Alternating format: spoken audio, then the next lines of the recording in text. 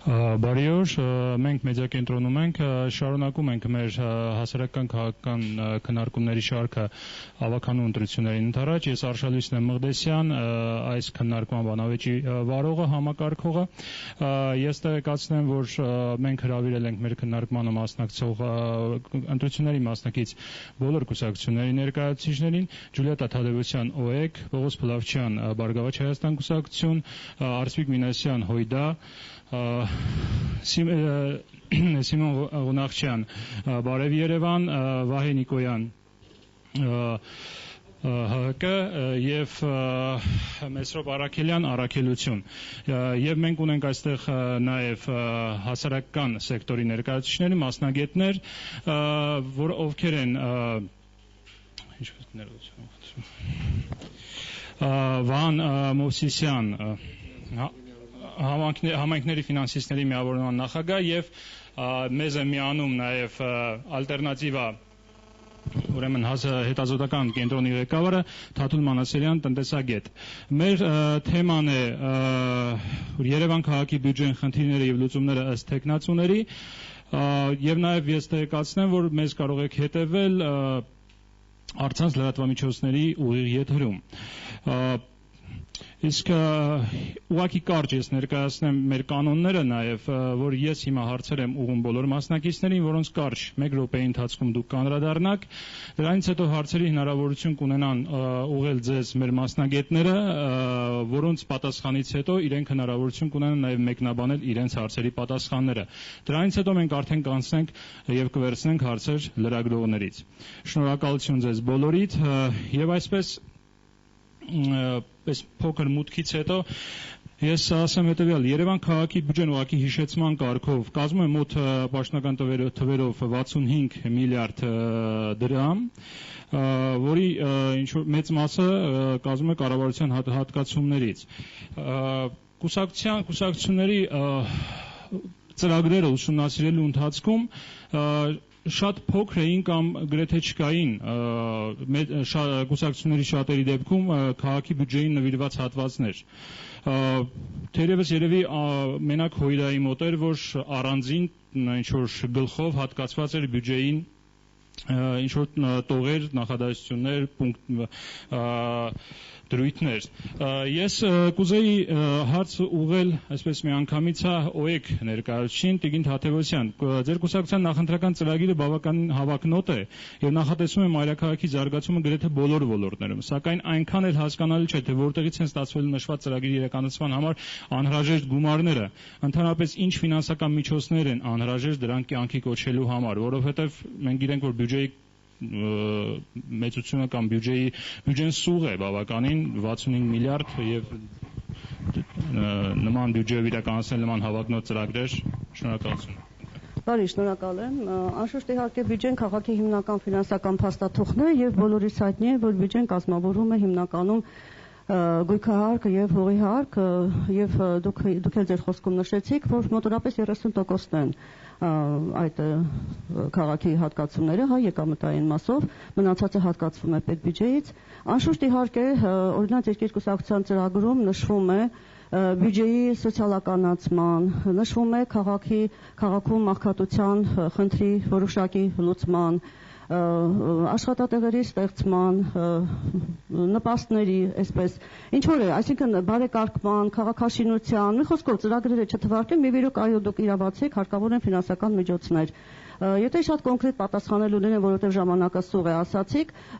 մտածում ենք, որ այդ միջոցները կարելի է ավելացնել տարբեր միջոցների շնորհիվ։ Օրինակ, քաղաքում տնտեսվարող սուբյեկտների, կազմակերպությունների, ձեռնարկությունների շահութահարկերից կատարվող կամ քաղաքացիների այդ եկամտահարկերից մասանումները քաղաքային բյուջեին, այդ տոկոսադրույքները կարող են ավելի բարձրացվել։ Այնուհետև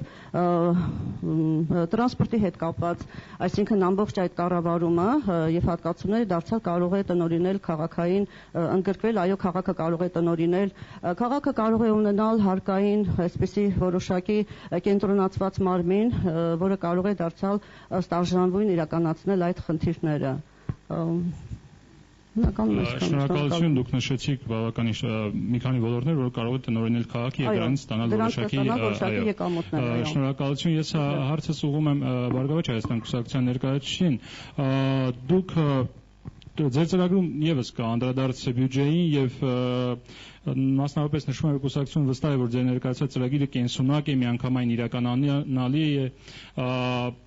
հատկապես տնտեսական բլոկով։ Ինձ հետաքրքիր է, կա արդյոք մայրաքաղաքի զարգացման բիզնես ծրագիր ձեր մոտ, եւ որովհետեւ ես այդ չհանդիպեցի ծրագրում, հա, եւ եթե այո, ապա կարող եք հակիրճ ներկայացնել դրա հիմնական դրույթները, ինչ բիզնես ծրագիրը ինչպես պետք է։ Շնորհակալություն։ Ուրեմն նախ բյուջեի հետ կապված մեկ դիտարկում, առհասարակ ուրեմն տեղական ինքնակառավարումը որպես պետական իշխանության ապակենտրոնացում պետք է ապահովված լինի անհրաժեշտ ֆինանսական ռեսուրսներով։ Երևան համայնքը որքան էլ փորձի ինքնուրույն եկամտատեսակներ իրեն ապահովել, միևնույն է, մենք պետք է անդրադառնանք վերջում նրան, որ պետական իշխանության, պետական կառավարման մարմինների հետ պետք է քննարկվեն այն հարցերը, որոնք որ պետք է ապահովեն Երևան համայնքի համար սեփական եկամուտների մեծացում։ Սա ըստ էության չի ենթադրում նոր հարկատեսակներով ծանրաբեռնել տնտեսվարողներին, մեր քաղաքացիներին, այլ այն պետական բյուջեի հատկացումները, որոնք ըստ էության Երևան քաղաքի բնակչությունն է վճարում նրանց, պետքա բերվի համայնքի բյուջե, կամ եթե ոչ ամբողջությամբ գոնե եւ մասնակի ինչ-որ մի չափով։ Եվ սա լրջագույն խնդիր է, եթե մենք ապակենտրոնացնում ենք իշխանությունը, նաեւ պետք է տանք համապատասխան ֆինանսական ռեսուրսներ։ Մենք տալիս ենք վարչական լծակներ, բայց չենք տալի ֆինանսական ռեսուրսներ։ Սա լուրջ խնդիր է։ Եվ ստեղ ասենք այն հարկատեսակները, որոնք որ օրենքով ամրագրված են, բայց մինչև հիմա մենք որովհետեւ մուտք չենք ունեցել համայնքի բյուջե, սրանք պետք է ապահովել առաջերտին։ Սա է խնդիրը։ Ինչ վերաբերվում է բիզնես ծրագրերին, ուրեմն Երևան համայնքի բյուջեն այս առաջի նշածս կետով, եթե անգամ ապահովված լինի, մենք պետք է նաև լուրջ համագործակցություն ապահովենք մասնավոր սեկտորի հետ։ Եվ շատ նորմալ է, երբ որ որոշակի հարցերում, որտեղ եւ կարելի է շահույթ հետապնդել, դա կիսել մասնավորի հետ, այսինքն բիզնես պարտներություն ունենալ, նրանցից ներդրումներ ակնկալել։ Այսինքն եթե մենք կարող ենք 10 մասնավորի հետ, բիզնես իրականացնողների հետ մեծ ծրագրեր իրականացնել, որոնք մեծ ներդրումներ են պահանջում, դա նորմալ է։ Նրանց հետ մենք պատրաստ ենք շահույթ։ Դաշինքը կոնկրետ առաջարկներ այս իրավիճակը շտկելու վերաբերյալ։ Եվ եւս մի հարց, ձեր ծրագիրը արդեն հրապարակվել է։ Այո, ես ճիշտն ասած ունեմ նախ ողջունում եմ այս ֆորմատով հանդիպումը, շնորհակալ եմ հրավերի համար։ Հիմա անդրադառնամ ձեր հարցին։ Հա, իհարկե, ես էլեկտրոնային տարբերակ ունեմ, բայց կարծում եմ, որ նա հրապարակված է արդեն։ Եվ մեր ծրագրում իսկապես խոսվում է բյուջեի վերահսկողության եւ ավելի արդյունավետ վերահսկողության մեխանիզմների ներդրման մասին։ Բյուջեի արդյունավետության հետ կապված մենք կարծում ենք, որ Երևանի բյուջեն պետք է ավելի շատ ծրագրային բյուջետավորման կամ բյուջետավարման հիմունքների հիման վրա կազմված լինի, որը անպայմանորեն կապված է արդյունքի հետ, այսինքն վերջին հաշվով Երևանցին կկարողանա գնահատել բյուջեի ծախսման արդյունավետությունը։ Հիմա իրականացվում են ծրագրեր, որոնց արդյունավետությունը դժվար է գնահատել։ Օրինակ Երևանում վաղուց խոսվում էր, որ նոր ուղևորային տրանսպորտային նոր ցանց պետք է լինի, հիմա այդ ցանցը եղավ, հիմա դա ինչքանով է արդյունավետ, որևէ բան փոխվեց, թե չէ, լավացավ վիճակը, թե չլավացավ, Երևանցին գոհ է այդ վիճակից, թե չէ։ Հիմա եւ կան էլի բազում ծրագրեր, որոնց արդյունավետության գնահատման մեխանիզմները չկան։ Կարծում եմ սա շատ կարևոր հանգամանք է ծրագրային բյուջետավորման անցնելը եւ երկրորդը իսկապես բյուջեի վերահսկողության մեխանիզմներն են, ճիշտն ասած օրենքում էլ մի քանի թերացումներ կան իմ կարծիքով բյուջեի վերահսկողության հետ կապված ավականու լիազորությունների առումով, այնտեղ նշվում է, որ ավականին հստակություն չկա, ավականին հրավիրում է աուդիտ եւ միևնույն ժամանակ նաեւ աուդիտորական վերահսկողության մարմնի մասին է խոսք գնում, բայց այնուհանդերձ Հիմա իրականացվում է հետևյալ կերպ, քաղաքապետը ներկայացնում է բյուջեի հաշվետվությունը աուդիտի եզրակացության հիման վրա, իդեպ այդ աուդիտի եզրակացությունը այդպես էլ որևէ տեղ չկարողացան գտնել։ Բացի այս ամենից ես կարծում եմ, որ շատ կարևոր է, որպեսզի քաղաքական գնահատականներ տրվի ավականու կողմից բյուջեի կատարման։ Օրինակ 2012 թվականի բյուջեն չի կատարվել, թերակատարվել է, սրա քաղաքական գնահատականը չկա։ Իհարկե ես հասկանում եմ, պլանավորված է եղել մի թիվ, կատարվել է, ասենք օրինակ պլանավորված է եղել 10, կատարվել է 7, նախկինում եղել է 5։ Հիմա այդ լավ է թե վատ։ Ոնց որ նշեցինք, ասենք եկամուտների ավելացնելու խնդրին, շատ կարևոր է, որ Երևան համայնքը ունենալով 2010 թվականից բյուջե, 2010-13 թվականներին շուրջ 50% աճ է ապահովել։ Եվ Երևանի բյուջեով նախատեսված եկամուտները, օրենսդրությամբ նախատեսված բոլոր ուղղություններով եկամուտները կիրառվում են եւ առավելագույն գանձումը ապահովված է։ Այսինքն չկա որևէ եկամտատեսակ, որը օրենսդրությամբ նախատեսված է համայնքին, որը չի կիրառվում կամ կիրառվում է մասնակի կամ հավաքագրումը մասնակի է իրականացվել։ Եվ այդ առումով, երբ որ մենք առաջարկում ենք եկամուտները ավելացնել, նախ խնդիրը երևի թե վերաբերվում է օրենսդրական մոտեցումներին, իսկ հիմնական առաջարկները, որոնք վերաբերվում են եկամուտները ավելացնելուն, դա նույնն է, ինչ որ պետական բյուջեի եկամուտները նվազեցնելու հաշվին։ Այսինքն, եթե մենք առաջարկում ենք եկամտահարկից, շահութարկից, որը մենք ինքներս քննարկել ենք կառավարության հետ, դա ուրեմն պետք է քննարկվի օրենսդրական մակարդակով եւ պետական բյուջեի եկամուտների կամ ծախսերի համատեքստում։ Որոշակի նորմալ կազմակերպության արդյունքում, ինչպես նաև եթե լինում է կենտրոնացված սպասարկում, բնական է ծախսերի զգալի խնայողություն է տեղի ունենում, հնարավորություն կա տարեկան մինչև 9 միլիարդով ավելացնել Երևանի եկամուտները տրանսպորտի սպասարկման արդյունքում։ Նշված եկամուտները առաջին հերթին կտրամադրվեն հենց այդ տրանսպորտային պարկի թարմացմանը, միայն այդ գումարով հնարավոր է մինչև 1000 ավտոբուս, ինչպես նաև որոշ հատվածներում մենք կարծում ենք, որ նպատակահարմար է նաև միկրոավտոբուսներով տրանսպորտային սպասարկում իրականացնել եւ եվրոպական արտադրության միկրոավտոբուսներ իրականացնել, իսկ հետագա տարիներին այդ գումարները կարող են ծառայել նաև տրանսպորտային համակարգի զարգացմանը, մասնավորապես մետրոպոլիտենի ցանցի ընդլայնմանը։ Այլ եկամուտների մասով մենք կարծում ենք, որ Երևանի բյուջեն հնարավորություն ունի եկամուտները ավելացնել նաև մեր ծրագրում ներկայացված այն կետի շնորհիվ, որը մենք միակն ենք, որ առաջարկում ենք համատիրությունների համակարգի ամբողջական վերացում, քանի որ այսօր համատիրությունների համակարգը աշխատում է կատարյալ անարդյունավետ, մասնավորապես խոսքը վերաբերում է գումարների հավաքագրման եւ ծախսման տեսանկյունից, այսօր համատիրությունների կողմից հավաքագրվող մոտավորապես 6 միլիարդից միայն 1.5-ից 2 միլիարդը ծառայում է համատիրությունների աշխատակազմի աշխատավարձին եւ գրասենյակային ծախսերին, ընդ որում դա այդ բազմաբնակարան շենքերի կառավարման մասին օրենքով ավելի բարձր հոդված է եկամուտների մասով այդ աշխատավարձը, քան բազմաբնակարան շենքերի վերանորոգումը, եւ այդ ամենի իրականացումը հնարավորություն կտա մեծացնել Երևանի բյուջեն։ Շնորհակալություն,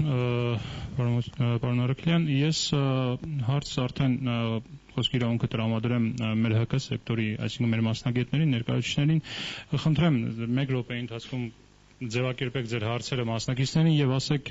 եւ կոնկրետ անդրադարձեք նաեւ կարող եք հետո արդեն մեկնաբանության մեջ անդրադառնալ միգուցե նաեւ հնչեցած տեսակետներին ինչքանով են դրանք ռեալ մեծացնելը, ավելացնելը բյուջեն, դրա ռեզերվը կա, գոյություն ունի, չունի։ Շնորհակալություն եւ այսպես Վահան Մուսյան, համայնքների ֆինանսիստների միավորում։ Շնորհակալություն հրավերքի համար, շատ ուրախ եմ, որ հնարավորություն անձեռնվե զրուցել, քննարկել, կարծիք արտահայտել այսպիսի լսարանում, ես ուզում եմ երկու բանի վրա ուշադրությունը մենք հիմա դարձնենք։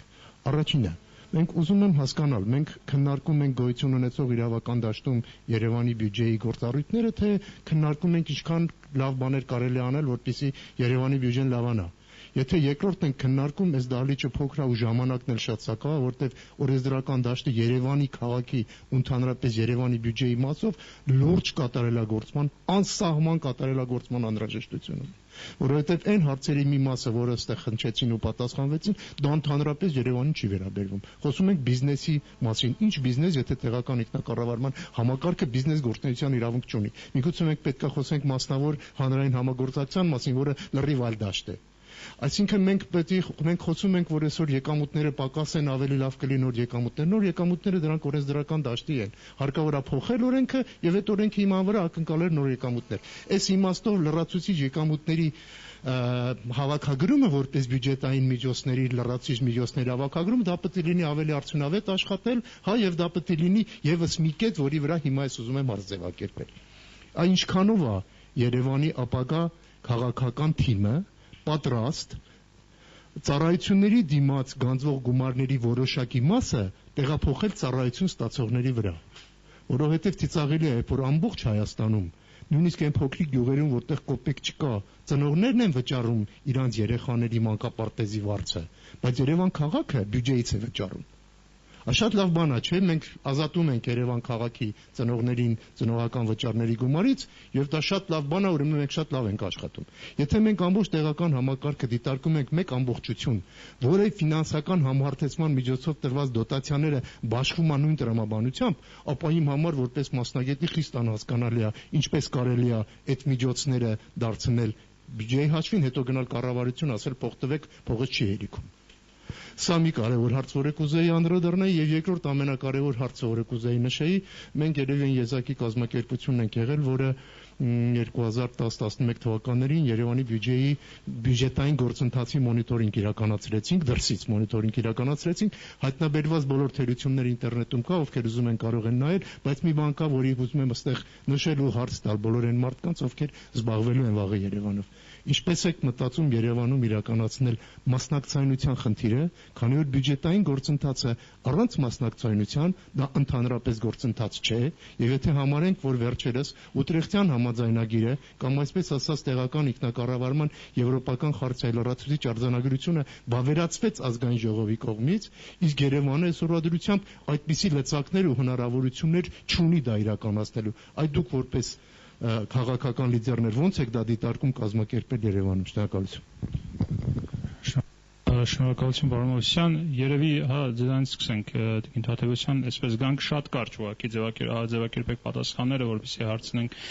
նաև մեկնաբանությունը լսենք եւ մյուս մեր մասնագետները հարց ուղղի։ Շնորհակալություն։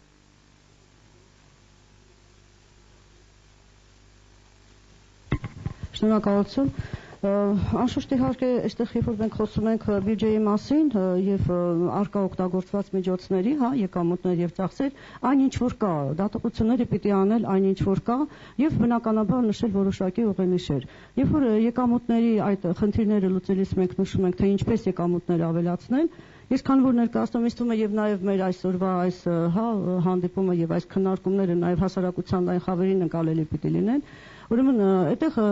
եկամուտների հարցով ավելացման ես մեկ խնդիր եմ ուզում բարձրացնել, այսպես օրինակ հայրենիք կինոթատրոնը, այսինքն այսպիսի շատ շենք-շինություններ կան, որոնք սեփականաշնորհված են եւ որոնց դիմաց անգործության են մատնված, այսինքն այդ շինությունները չեն ծառայում իրենց նպատակին։ Այ միգուցե Թուրքիայի տույժեր, հա, այս հատվածով դարձյալ դա կարող է նպաստել, նմանատիպ կառույցներ շատ կան ամբողջ Երևան քաղաքում եւ դա նույնպես կարող է նպաստել եկամուտների ավելացմանը։ Եվ այստեղ դուք նշեցիք նաև մասնակցության, այո, մանկապարտեզների, այո, այդ նշեցիք ընդհանուր, այո, այստեղ ուրեմն դարձյալ, գիտեք, երբ որ որոշում է կայացվում, բնականաբար Երևան քաղաքը չպիտի տարբերվի Գյումրիից, Վանաձորից, այսինքն մոտեցումները պիտի կիրառվեն բոլոր քաղաքների եւ բոլոր բնակավայրերի նկատմամբ, պետք չէ տարանջատել, պետք չէ հակադրել, արտոնություններ տալ Երևանը եւ ընդհակառակը իրոք մարզի բնակիչը երեխան մանկապարտեզ հաճախի վճարովի հիմունքներով եւ այստեղ որոշումների արդյունավետության խնդիրն է։ Արդյոք արդյունավետ էր այդպես ամբողջությամբ միանգամից այդ բոլոր մանկապարտեզները դարձնել անվճար եւ այդ ծախսերի միջոցների փոխհատուցման մասին մտածել։ Պարզապես այստեղ երբ որ մենք խոսում ենք ծախսերի արդյունավետության մասին, կարծում եմ պետք է առաջին հերթին մտածել, որոշել գերակայությունները, այսինքն թե միջոցները ինչի վրա ծախսել, որոնք են քաղաքի համար այսօր գերակա խնդիրներ, որոշել գերակայությունները եւ միջոցները ծախսել այդ ուղղությամբ։ Երբ որ մենք այս տրամաբանությամբ մոտենանք եւ այստեղ երբ որ նշվեց, որտեղ ոչ մասնագետները քննադատում են, իհարկե շատ լավ է, որ քաղաքը գազոնապատվում է, շատ լավ է, որ կանաչապատվում է, շատ լավ է, որ դրոշակազարդվում է եւ այլն, բայց այսինքն պետք է առաջնությունները տարբերակել, առաջնությունները միգուցե ավելի լավ է շատ ավելի միջոցներ հատկացնել աղբահանության խնդիրների լուծմանը, միգուցե շատ ավելի ավելի միջոցներ հատկացնել, այսպես որոշել գերակաղությունները։ Երբ որ մտնում առաջին անգամ Փարիզում ես, իհարկե հիանում ես այդ ծաղիկներով, այդ մշակմամբ, այդ կանաչով, հա, գեղեցկությամբ, բայց միգուցե մենք ունենանք որոշակի աստիճաններ, այսինքն մի քիչ ավելի հասարակը, որից հետո մենք կարող ենք ունենալ նաև ավելի գեղեցիկը։ Շնորհակալություն Տիկին Թադևոսյան, պարոն Փլավչյան, ես կուզեի նաև ձեր պատասխանի մեջ անդրադառնայիք այն հնչեցած տեսակետին, որ ձեռնարկատիրական գործունեություն համայնքների իրավունք չունեն սահմանելու, այդ բանի հետ կապված, հա, բիզնես համայնք, չգիտեմ, ձեր մասնակցության մասով։ Ուրեմն նախ ինչ որ վերաբերում է դրան, համայնքը դա իրավաբանական անձ է եւ Երևան համայնքը ունի 500-ից ավելի հիմնարկներ, որոնց մի ստվար զանգված կոնկրետ նաև շահույթ հետապնդող կազմակերպություններ են, պարոն Մովսյան, եւ որոցը խնդիր չկա, որ համայնքը պարտներություն անի իր ստեղծած հիմնարկների միջոցով, օրինակի համար, ասենք, 1 միլիարդ ներդրում ապահովի, որից է մասնավոր, այսինքն անի այն ինչը, որ մենք ի վիճակի չենք, եւ դրանով իսկ ապահովի ինչ-որ մի ոլորտում այն, ինչը որ մեր ծրագրերում կարող ենք մենք ներգրավել։ Մենք այնպես որ ստեղ բիզնես անել չանելու հետ կապված որոցը խնդիր չկա։ Պարոն Մովսյան ըստ էության մի փոքր այլ դաշտի բան երևի նկատի ուներ։ Ստեղ նորմալ է, դա առողջ մթնոլորտ է եւ ըստ էության դա կարեւոր հարց է, որովհետեւ մենք վերջի վերջո մոտակա ապագայում ես չեմ տեսնում այն հնարավորությունները, որ մենք մեր սեփական բյուջեով շատ կարճ ժամկետում կարողանանք իրականացնել մեր բոլոր ցանկացած այն կարևոր ուրեմն ծրագրերը։ Ինչ վերաբերվում է ուրեմն մանկապարտեզներին, սա մոտեցում է։ Հիմա նայեք, երբ որ մենք ընտրվեցինք ավագանի 2009 թվականին, ունենք մի իրավիճակ, երբ որ մանկապարտեզներում ջեռուցում չկար։ Մենք ինքներս ուսումնասիրություն ենք արել, հենց մեր խմբակցության ավագանիներով, գնում ենք մանկապարտեզներ, որտեղ փեդի փեջով երեխաներին տաքացնում էին։ Ունենք ուրեմն մշակույթի տներ, գրադարաններ, որոնք շատ վատ վիճակում են։ Այսինքն մենք մեզ համար քաղաքապետարանի ուրեմն ավագանիներով քննարկում արեցինք, քաղաքապետի հետ քննարկում արեցինք եւ փորձեցինք գտնել այն թիրախները, որոնք որ առաջնային են։ Այսինքն ըստ էության մանկապարտեզների ջեռուցումը, որը որ այսօր իրականացվեց 100%-ով, կարծես թե մի մանկապարտեզում ունենք կիսատ, պարոն Նիկոյան, այդ ավարտել ենք, չէ՞, վերջի մանկապարտեզն է։ Այսինքն 100%-անոց ջեռուցվող մանկապարտեզներ ունենք, սա իսկապես լուրջ խնդիր է, որովհետև ամեն անգամ այդ երեխաները գնում էին ընդե եւ մենք ունենք խնդիր մեր մատաղ սերնդի հետ կապված։ Այս տարի մենք դրել ենք արդեն ծրագրում, որ վերջնական ավարտին հասցնենք ուրեմն արվեստի դպրոցների, մշակույթի տների, մնացած բոլոր հիմնարկների, որոնք որ գործում են, որտեղ հաճախում են մեր երեխաները, որպեսզի ավարտին հասցնենք այս ջեռուցման ծրագրերը։ Նաև հիմնանորոգման աշխատանքները կատարեցինք։ Ինչ վերաբերում է մանկապարտեզների անվճար լինելուն, կարծում եմ ողջունելի է դա եղել։ Ըստ էության, որ տարբերվում է մյուս համայնքներից, դա ակնհայտ է։ Երևանը ըստ էության իր բովանդակությամբ, իր հնարավորություններով տարբերվում է։ Ինչու Գյումրիում չի ստացվում, միգուցե փորձենք Գյումրիում այնպես անենք, որպեսզի չվճարեն։ Լավ է, թող մանկապարտեզները լինեն անվճար։ Եթե այսօր Երևան համայնքը ի վիճակի է, ուրեմն թող անի դա։ Խնդիր չկա։ Ինչ վերաբերում է առհասարակ ֆինանսական ռեսուրսները, ասում ենք քիչ է, բայց օգտագործում ենք դրա վրա, ես կարծում եմ միգուցե մի փոքր կրկնվեմ, բայց պետք է այնպես անել, որպեսզի տեղական ինքնակառավարման մարմինները, մեր համայնքները, ես կարծում եմ պարոն Մովսիսյանն է ինձ այդ կողմնակից կլես հարցում, պետք է ապահովված լինեն անհրաժեշտ ֆինանսական միջոցներով, պետք է տալ այդ հնարավորությունները, անկախ նրանից դրանք կառավարությունից կվերցվի մի մասը նոր եկամտատեսակներ կստեղծվեն, բայց դա պետք է ապահովել։ Չի լինում, որ հնարավորությունները ֆինանսական լինեն քիչ, լծակները լինեն շատ։ Պետք է իրար հավասարակշռել։ Պարոն Փլավչյան, ես կխնդրեմ ուղղակի նորից մեր մասնակիցներին հնարավորինս կարճ ձևակերպել խոսքը, որովհետև ժամանակի խնդիր ունենք։ Պարոն Մինասյան, ձեր կարծիքը հնչեցված հարցերի հետ կապված։ Շնորհակալություն, շատ արագ նախ ասեմ, որ միանշանակ մենք մանկապարտեզներ անվճար դարձնելու այս քայլը գնահատում ենք դրական, շատ լավ քայլ, հակառակ սա պետք է տարածվի ամբողջ Հայաստանում մեկ։ Պետք է տարածվի ամբողջ Հայաստանով մեկ, որովհետև եթե խոսում ենք սոցիալական պետության մասին, առաջինը հենց համայնքը ինքը պետք է ապահովի դա։ Մասնակցային գործընթացի վերաբերյալ նշեցիք կոնկրետ իրավական ակտ, որը վավերացրեց նաև ազգային ժողովը, մենք կարծում ենք, որ սրա լավագույն օրինակները ոչ միայն սոցիոլոգիական հարցումները, մասնագիտական քննարկումների կազմակերպումը եւ նաեւ քաղաքացիների տեսակետները ստանալն է, այլ նաեւ նույնիսկ այսօր Սահմանադրությամբ եւ օրենքով նախատեսված տեղական հանրակրվեի ինստիտուտի անմիջական գործադրումն է, առանց որի մենք չենք կարող տեղական իշխանությունը լիարժեք իրացնել։ Բազմաթիվ այսօր հարցեր կան, այդ թվում նաև նույն բյուջետային առանձին հոդվածներից ստացվող արդյունքների վերաբերյալ։ Մենք հանրության կարծիքը չունենք։ Նույն քաղաքապետարանն էլ չունի։ Հիմա կարող է ասել տարբեր սոցիոլոգիական հարցումներ եմ արել եւ այլն, բայց տեղական հանրաքվեի ինստիտուտը որպես կարևորագույն անմիջական ժողովրդավարական մասնակցային գործընթաց այսօր չի գործադրվում եւ մեր ծրագրի կարևոր դրույթներից մեկն է։ Ինչ վերաբերում է աղբանության խնդրին, ուղղակի տեսեք, ծրագրային բյուջետավորման մասին որ խոսվեց, իսկապես խիստ կարևոր է, որովհետեւ մենք պետք է տեսնենք արդյունքային ցուցանիշ։ Եթե նկարագրված չէ, թե ինչ արդյունք է ստացել,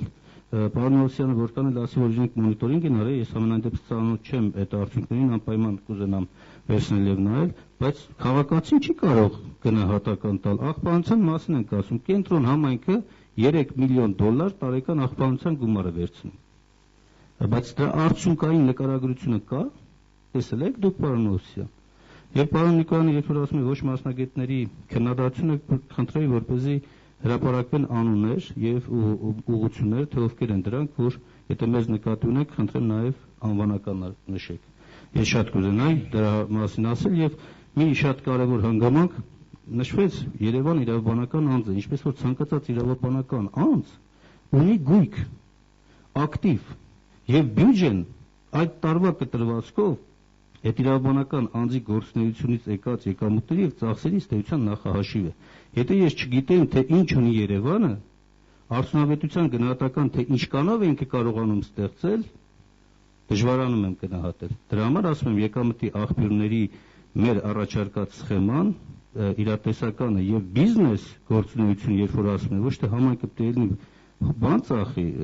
առևտուր անի, այլ համայնքը ստեղծում է կազմակերպություն, բաժնետեր է լինում եւ դες եկած եկամուտն է դիվիդենդ տեսքով։ Շնորհակալություն պարոն Մինասյան, պարոն Ղունախչյան, ձեր կարծիքը հնչեցված խնդիրների հետ կապված։ Նախ ես նույնպես կիսում եմ այն տեսակետը, որ մանկապարտեզների մասով միանշանակ,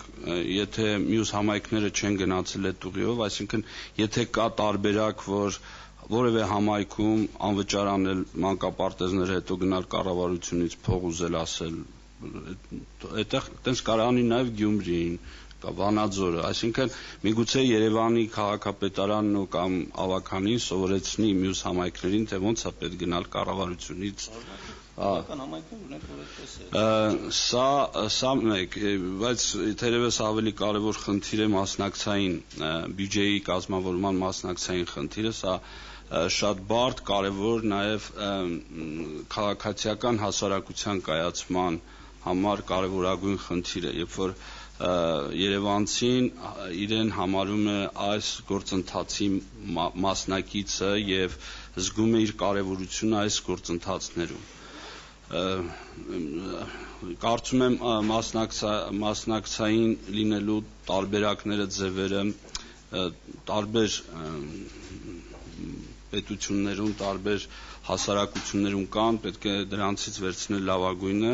բայց անպայման կիրառել եւ կիրառել ոչ ձևական առումով, որովհետեւ տեսեք մեր բյուջեի քննարկումները ավականու կողմից ձևական մասը կոմպոնենտը այդտեղ շատ է։ Իհարկե կա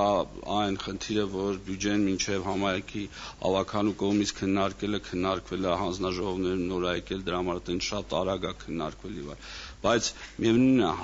ավականու կողմից ոչ միայն բյուջեի, այլ մյուս հարցերի հետ կապված որևէ լուրջ քննարկում, որևէ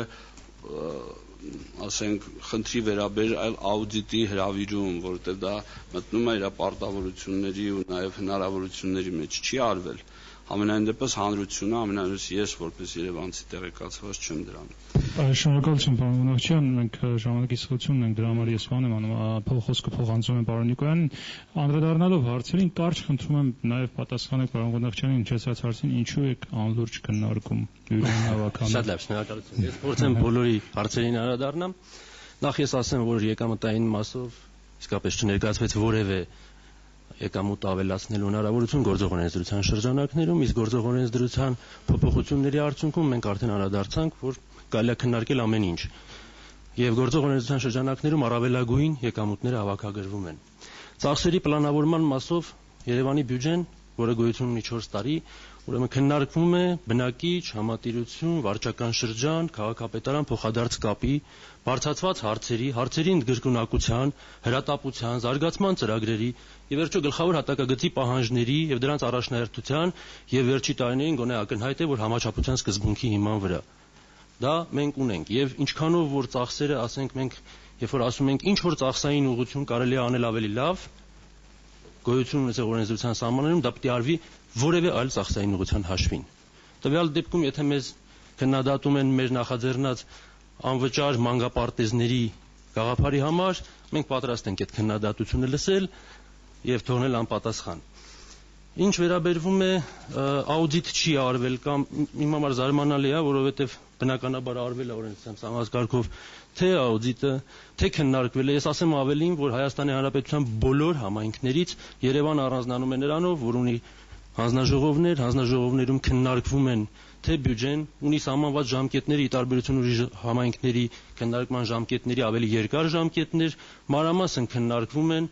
իմ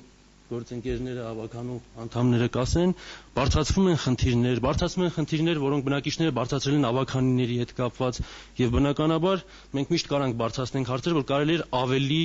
լավ կամ հանրաքվեի տարբերակը օգտագործել, բայց ասել, որ այսօր բնակիչը չի մասնակցում Երևանի բյուջեի քննարկմանը, կարծում եմ այդքան էլ չի համապատասխանում իրականությանը։ Ինչ վերաբերում է ոչ մասնագիտական, երբ որ ես ակնարկեցի, բնականաբար ես հետո շարունակեցի, որ այսօրվա քննարկման ֆորմատին չի վերաբերում, շատ ուրախալի է այսօրվա ֆորմատը, իսկ եթե անուններ կամ մոտեցումներ ապետ, դուք թե ազգային ժողովում լսած կլինեք, որ հաշվետվությունից ասվում էին թվեր, որը ուղղակի չէր համապատասխանում հաշվետվությանը։ Իմ ասած ոչ մասնագիտականը դրան էր վերաբերվում, պարոն Մինասյան։ Եվ ընդհանուր, երբ որ մենք քննարկում ենք կամ քննարկվում է բյուջեի հետ կապված ցանկացած ծախսային ուղղություն, հա, կարելի է անել բոլոր վերելակների նորոգումը, կարելի է անել, չգիտեմ, 10 մանկապարտեզներ կառուցել, միշտ պետք է քննարկել ընդհանուր ծախսերի համատեքստում, որովհետեւ դա իրականացվելու է մեկ այլ ծախսի հաշվին, այսինքն այն որ ծախսը պետք է չարվի։ Ինչ վերաբերվում է աղբահանությանը, դրանք չափելի են, պարոն Մինասյան, եւ քանի որ մենք ինքներս աղբահանությունը որպես առաջնահերթություն գերակայություն ընդունել ենք, արդեն 1.5 տարի է միջազգային փորձագետ ենք հրավիրել, պատրաստվել է միջազգային տենդերի փաստաթղթեր եւ մենք արդեն միջազգային մրցույթ ենք հայտարարել, որին արդեն մասնակցել են 8 երկրներ եւ էապես փոխելու ենք աղբահանության եւ սանիտարական մաքրման process-ը Երևան քաղաքում։ Շնորհակալություն, պարոն Նիկոյան։ Ես մի ակնարկել ես կուզենայի, որովհետեւ չանդրադարձա մասնավոր հետ համագործակցության ուրեմն հարցին, մենք ունենք արդեն իսկ իրականացված ծրագրեր մասնավորի հետ համագործակցության, օրինակ անցած տարվա կառուցված վերգետնյա անցումները Երևան քաղաքում եւ դրանք շարունակական են, նույն վերելակների հարցով մենք այսօր արդեն բանակցում ենք ընդհանուր խնդիրը մասնավորի հետ համագործակցության եւ նաեւ ոչ միայն վերելակները նորոգելու, այլ նաեւ դրա շահագործման process-ը իրականացնելու համար եւ այդ մասնավորի հետ համագործակցության ընդհանուր մոդելը այսօր գործում է համայնք մասնավոր համագործակցության։ Շնորհակալություն, պարոն Նիկոյան։ Պարոն Արաքելյան, նշված հարցերին անդրադարձեք, խնդրում եմ, բայց շատ կարճ։ Շնորհակալություն, ինչ վերաբերում է մասնավոր սեկտորին, գործընկերներիս հետ չկրկնվելով հանդերձ նշեմ, որ մեր մոտեցումը, ինչպես նաև երևի մնացածի, կանում է նրան, որ ոչ թե համայնքը զբաղվի բիզնեսով, որտեղ կա մրցակցային դաշտ, այսինքն որևէ մեկը չի ասում այսօրվա տնտեսվարող սուբյեկտների հետ Երևանի քաղաքապետարանը մրցակցի եւ դրանով ազդի գնի եւ որակի վրա, այլ մեր մոտեցումը կանում է, որ Երևանի քաղաքապետարանը իրականացնի բիզնես ծրագրեր այն ոլորտներում, որը իրանից ներկայացնում է հանրային բարիք, այսինքն գին եւ որակ չի ձևավորում դրա հաշվին, օրինակ նույն տրանսպորտային համակարգը ամբողջովին քաղաքապետարանի սպասարկման արդյունքում չի ձևավորվում, այսինքն դա մասնավոր ոլորտին մենք չենք վնասում, նույն կարող է այդ համակարգում համագործակցել մասնավորի հետ։ Ինչ վերաբերում է ձեր ասած այդ խնդրին մնացած համայնքներում, չեմ կարծում, որ այդ խնդիրը գալիս է Երևան համայնքին տրամադրվող դոտացիաների եւ սուբվենցիաների շատ լինելուց, ընդհակառակը, եթե նայենք Երևանում ձևավորվում է համախառն ներքին արդյունքի 50% եւ այստեղ խնդիրը ոչ թե Երևանի շատ տրամադրվող միջոցներն են այլ համայնքների հաշվին, այլ ես ձեզ համաձայն եմ, որ իրոք մնացած համայնքներում ավելի քիչ են տրամադրվում, սակայն չեմ կարծում դա Երևանի հաշվին է։ Շնորհակալություն, պարոն Մոսյան, հիմա խնդրում եմ անդրադառնանք այս մեկնաբանեք նշված պատասխանները եւ այն պարոն Նիկոյանի ասածը, որ չեն կարող ծախսերը մեծացնել, որովհետեւ եթե մեծացրեցինք, ապա մյուս ծախսի հաշվին ենք անելու, ինչ եք կարծում, չկար ռեզերվ, որ այդ ռեզերվից բերվի, ոչ թե մյուս ծախսի հաշվին իրականացվի։ Շնորհակալություն։ Շնորհակալություն, նախ ուզում եմ անդրադառնամ պատասխաններին։ Ես չէի ակնկալում, որ որևէ մեկը ասելու է կամ ես էլ չեմ ուզում ասեմ, որ Երևանում պետք չեն անվճար մանկապարտեզներ։ Աստծո սիրուն, ես դա հնարավոր չի, մենք խոսում ենք կամերայի առաջ, նույնպես ոնց կարա մարդ մտածի, որ երեխաների գումարը խոսքը ուրիշ բանի մասին է։ Երբ որ 2014 թվականի հունվարի 1-ից Երևան քաղաքի համար կսահմանվեն Երևանի բյուջեի հաստատուն եկամուտներ եւ Երևանի բյուջեի եկամուտների գերակշիռ մասը չի լինի պետական բյուջեից տրվող, հանրային տրանսպորտն էլ անվճար արեք։ Բոլոր ինչ կա, սա անվճար արեք։ Այսօր խոսքը ուրիշ բանի մասին է։ Այսօր Երևանը փող է ստանում ընդհանուր մի ամբողջ կացայից։ Եվ եթե ինչ որ մի բանի համար շատ է ստանում, ինչ որ մեկը ուրիշ տեղ դրա դիմաց քիչ է ստանում։ Սրա մասին է խոսքը, խնդրում եմ սրանք չանդրադառնանք, քաղաքական շահարկում չդարձնենք, թե փորձագետը ասում էր, թող անպայման մանկապարտեզները դարձնեն վճարովի։ Ոչ, ամենևին այտենց չի։ Շատ լավ եք անում, շարունակեք դա եւ նպաստեք նաեւ ձեր տված օգնությամբ, թող մնացած փոքրիկ համայնքներն էլ դառնան անվճար։ Հիմա խոսքը ինչ վերաբերում է բիզնեսին։ Երևանը չի կարող իր գործունեության ժամանակ նպատակ ունենալ բիզնեսով փող աշխատել։ Դա կարա ստացվի, երբ որ ինչ որ ծառայություններ, որոնք բիզնեսի կողմից չեն իրականացում, ինքը մասնակցում է եւ բաժնեմաս ունի, փող է ստանում, դա գովելի է, բայց շեշտը դնել նրա վրա, որ մենք բիզնես գործունեությամբ կզբաղվենք եւ Երևանը կփորձենք դրանով հարստացնել, կարծում եմ այս պայմաններում ինքը այդքան էլ իրատեսական չի։ Ես ուզում եմ խոսքը անդրադարձնել նաեւ մի կարևոր հարցի, որը միջև հիմա ես դրա լուծումը չեմ կարողանում գտնել։ Ասում ենք բյուջեն մասնակցային է։ Միգուցե բյուջեի կազմելը ներքևից գալիս է համատիրություն, մանկապարտեզի շահառումներ, թաղի ինչ-որ ժողովներ գալիս են, հասնում են, քննարկում են եւ կազմում են մի հատ ինչ-որ բյուջե։ Իսկ որտեղ է մասնակցությունը բյուջեի կատարողականի քննարկման։ Որտեղ է բյուջեի կատարողականը քննարկում։ Ես լսել եմ, ուզում եմ համոզված լինել, որ եւ խմբակցություններում է քննարկվում, եւ խմբակվում է ավագանու հանձնաժողովներում։ Ուզում եմ համոզված լինել, քանի մարդ է մասնակցել այդ քննարկումներին, երբ որ դուք արել եք։ Եվ եթե տեղ չի քննարկվել է Երևանի ընդհանուր ավագանու նիստում, ապա ես ուզում եմ ձեզ ասել 2011 թվականի մարտի վերջին, երբ որ քննարկվում էր 2010 թվականի Երևանի բյուջեի կատարողականը, դահլիճում ավագանիներից բացի ու մեկ էլ ես ուրիշ մարդ չկար, մեկ էլ աշխատակազմն էր, եւ այդ քննարկումը տևեց 1 րոպեի սահմաններում 45 վայրկյան, զեկուցում էր պարոն Նիկոյանը, ինքը շատ սահուն, շատ պրոֆեսիոնալ, 45 վայրկյանից հետո դրվեց քննարկման եւ հաստատվեց։ Եթե սա համարում եք մասնակցայնություն, որ Երևանում կա մասնակցայնություն, ձեր հետ հավասարն է։ Հիմա ես ձեզ ուրիշ բան ասեմ։ Հիմա ես ձեզ ուրիշ բան ասեմ։ Երևանը ունի բյուջեի բնագավառում եւ ընդհանրապես շատ բնագավառներում խիստ մասնագիտացված կադրեր, շատ լավ մասնագետներ, բայց Երևանը վաղուց այս իր 4 տարվա մեջ ունի ժառանգած այն Երևանի մարզպետ քաղաքապետարանի տրադիցիաները եւ ինքը շարունակում է մնալ պետական կառավարման մարմին։ Երևանը տեղական ինքնակառավարման մարմին դեռևս չի դարձել եւ ես ձեզ կոչ եմ անում, որ եթե դուք կդառնաք Երևանի ավագանին կամ ձեր կուսակցությունները կդառնաք, սա դառնա ձեր կարևորագույն խնդիրներից մեկը։ Շնորհակալություն պարոն Մովսիսյան, ես խոսափողը փոխանցում եմ պարոն Մանասերյանին։ Պարոն Մանասերյան, հնարավորինս կարելի ձևակերպեք ձեր հարցերը եւ ասեք ում եք ուղում ձեր հարցերը, հետո արդեն մեկնաբանության մեջ դուք իրավունք ունենաք մեկնաբանել եւ ձեր կարծիքը հայտնել ինչպես քննարկման հետ կապված։ Շնորհակալություն։ Նախ ուզում եմ իմ անկեղծ զարմանքը հայտնել այն առնչությամբ, որ շուտ տարակարծություններ կան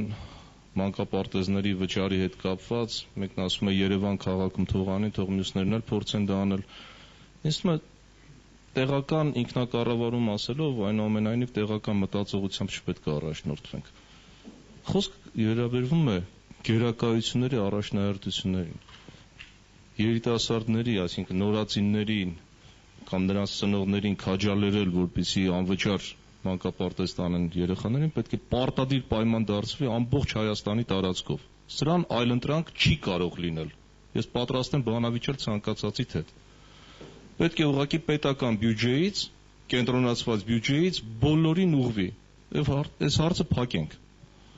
Չասենք Երևան, հետո ուրբանիզացիան ենք զարգացնում։ Ստացվում է, որ գյուղերից մարդիկ կգան Երևան, որպեսզի անվճար իրենց երեխաներին տանել մանկապարտեզ, արդեն բավական է, չէ՞, գրավիչ պայման է, որպեսզի մենք արագացնում ենք ուրբանիզացիան, որի հաջորդ փուլը արտագաղթն է։ Մի քիչ եկեք ուշքի գանք։ Ըստ էության հարցերը, ինչպես ամբողջ Հայաստանի տարածքով մեկ, Երևան քաղաքը բնականաբար գաղտնիք չի, որ չի սահմանափակվում միայն կենտրոն համայնքով։ Ուզում եմ, որ դուք ձեր նկատառումներն ասեք, ձեր մոտեցումները շարադրեք անհամաչափությունների հաղթահարման ուղղությամբ։ Երևանի կենտրոն եւ ընդամենը մի քանի Երևանի ծայրամաս գնում եք, մի քանի կիլոմետր այն կողմ, գյուղի հետ էլ չի կարելի համեմատել, անապատ, բարձի թող վիճակ։ Այդ ինչպես կարելի անել։ Մեկ, առաջի հարց, երկրորդ։ Ինչպես եք վերաբերվում այն խնդրին, տարիներ շարունակ մեր կողմից դա առաջարկված է, օդում է մնացել դեռ։ Անավարտ շինարարությունների մասին շատ կարևոր խնդիր կա։ Եթե անհատներից շատ հետևողականորեն, այսինչ բալկոնը 2 օր ուշ կառուցվեց, եկեք դուժու տուգանքը մուծեք, հենց մեր քթի տակ այստեղ կառույցներ կան տասնամյակներով։ Այս հարմար եք նկատում երկակի ստանդարտներ, դրանց սեփականատերերին ասել, դուք օրենքից դուրս եք, գնանք անհատ քաղաքացիներին։ Ձեզ ուղղակի ուղի եմ ցույց տալիս լրացուցիչ եկամուտների տուժ ու տուգանքների եւ դրանով տեսքի բերելու Երևան քաղաքի ի վերջո։ Չի կարելի։ Հենց քաղաքի կենտրոնում այդպիսի կառույցներ կան։ Երկրորդ աղբյուրն եմ ուզում ձեզ հուշել։ Պարկինգների խնդիրը։ Կայանատեղիների շատ քաղաքակիրթ եղանակ կա, որ կարելի է համագործակցել, այո, PPP ենք ասում, ինչ ենք ասում, public private partnership, հա։ Ցանկացած բիզնեսի հետ կարելի է պայմանագիրը կնքել, դնել ժետոններով պարկինգներ եւ հաշվառելի կլինի եւ ուղիղ կգնա պետական բյուջե, ոչ թե անհայտ անձանց գրպաններ, անընդհատ քաղաքապետն է դրանից դժգոհում, անընդհատ տարբեր։ Ես չեմ տեսնում դա, չի լուծվում դա։ Չեմ տեսնում այդ պարկինգները։ Հա, այս երկու կարևորագույն խնդիրը եւ ամենակարևորը էլի նույն քաղաքի կենտրոնում անցումների խնդիրը եւ ես թող չթվա որ այսպես արտառոց բան եմ ասում միասեռականները թող իրենց կրոնը դավանեն իրենց տներում մեր երեխաների այգիներում չի լինելու ես պարտադիր սա ուզում եմ փորձակար դարձնեմ բոլորիդ համար ինչպես եք լուծելու այդ հարցը հենց քաղաքապետարանի դիմաց ամոթ է վերջապես Շնորհակալություն, պարոն Մանասարյան, հարցերի փունջ հնչեց, այսպես ասած, ես 4-ը ամեն դեպքում իմ մոտ գրանցեցի, դա համաչափ զարգացումն է, ինչպես է դա արվելու, անավարտ շինարարությունների խնդիրը, կայանատեղերի եւ անցումներ, ինչպես նաեւ միասեռականների հարցը, դա իհարկե։ Ես Տուգանեք միասեռականների թող շնորհակալություն, ես կուզեի հենց շնորհակալություն դիալոգի չվերացենք պարոն Մանասարյան Տիկին Թադևոսյան կխնդրեմ ձեր պատասխանի մեջ հակիրճ ամեն մեկին այսպես անդրադառնալով գնաք եւ այսպես գանք հա շնորհակալություն հնչեցած այն մտքին որը հաճախ է հնչում համատիրությունների վերացման եւ գործառույթների դադարեցման թույլ տվեք չհամաձայնել որովհետեւ համատիրությունները կարծում եմ իրենք լուրջ խնդիր կարող են լուծել պարզապես սխալ է կառավարվում եւ գործառույթները սխալ են կազմակերպվում համատիրությունները բավականին գումար են հավաքագրում եւ ես կարծում եմ այդ հավաքագրված գումարներով գոնե այդ շենքերի գոնե համատիրության շրջանակներում որոշակի փոքրիկ խնդիրներ կարելի է լուծել եւ դրանով արդեն այդ համաչափության որոշակի համաչափության խնդիր կլուծվի գոնե այն որ ասենք Չարբախում կամ Շենգավիթում շատ փողոցներ լույսեր չունեն գոնե այդ հավաքագրված գումարներով շրջակա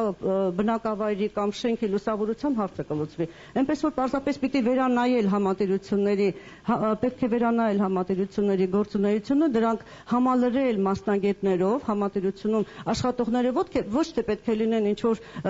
թաղի այսպես հա ինչ որ ներկայացուցիչներ կամ ինչ որ կանայք չգիտեմ այսպես միգուցե փորձով բայց ոչ տեղին այսինքն պետք է մասնագետները ղեկավարեն համատիրությունները իրենք արդարացնեն հաջորդ հարցը սա համաչափությունների հաջորդ հարցը Համաչափ զարգացման, ես միգուցե այդ համատիրություններից համաչափ զարգացման, սա ուղղակի կարծում եմ պետք է նկատի ունենալ համայնքի համաչափ զարգացման համար նկատի ունենալ համայնքի բնակիչների թիվը, այդտեղ եղած կազմակերպություններ, ձեռնարկություններ, դպրոցներ, մանկապարտեզներ եւ ասենք այդ թվից ելնելով, որքան որ բյուջեն սոցիալական ուղղվածություն ունի, որքան որ խնդիրներ, գերակայություններ կան եւ որքանով որ այդ գերակայությունները առնչվում են այդ համայնքի խնդիրների հետ, միգուցե ասենք այդ մասանումները պայմանները եւ հատկացումները լինեն ավելին, քան կենտրոնին։ Եվ այս առումով եկամտային մասով ինչու՞ չէ միգուցե եւ այստեղ միգուցե այո հնարավոր կլինի որոշակի չափով անհամաչափությունները կարգավորել։ Այնինչ վերաբերում էր Անավարտ շինարարությունների։ Անավարտ ես արդեն իմ խոսքում ասացի միգուցե տույժերի տուգանքների ձևով հաշվառել, պարզապես հաշվառել տետրյալ համայնքում որքան անավարտ շինարարություններ կան, անավարտ շենքեր կան, ասում սիրտս ամեն անգամ ցավում է, կինո հայրենիքը հրաշալի ունիվերմակ էր, հա, այսպես մեր ժամանակներում, այսպես, եւ այդպես անգործության է, տարիներ շարունակ, եւ ճարտարապետական հրաշալի կառույց է, ասեմ։ Ինչու՞ չէ նաեւ կինո հայրենիքը ինքը, հա, ինքը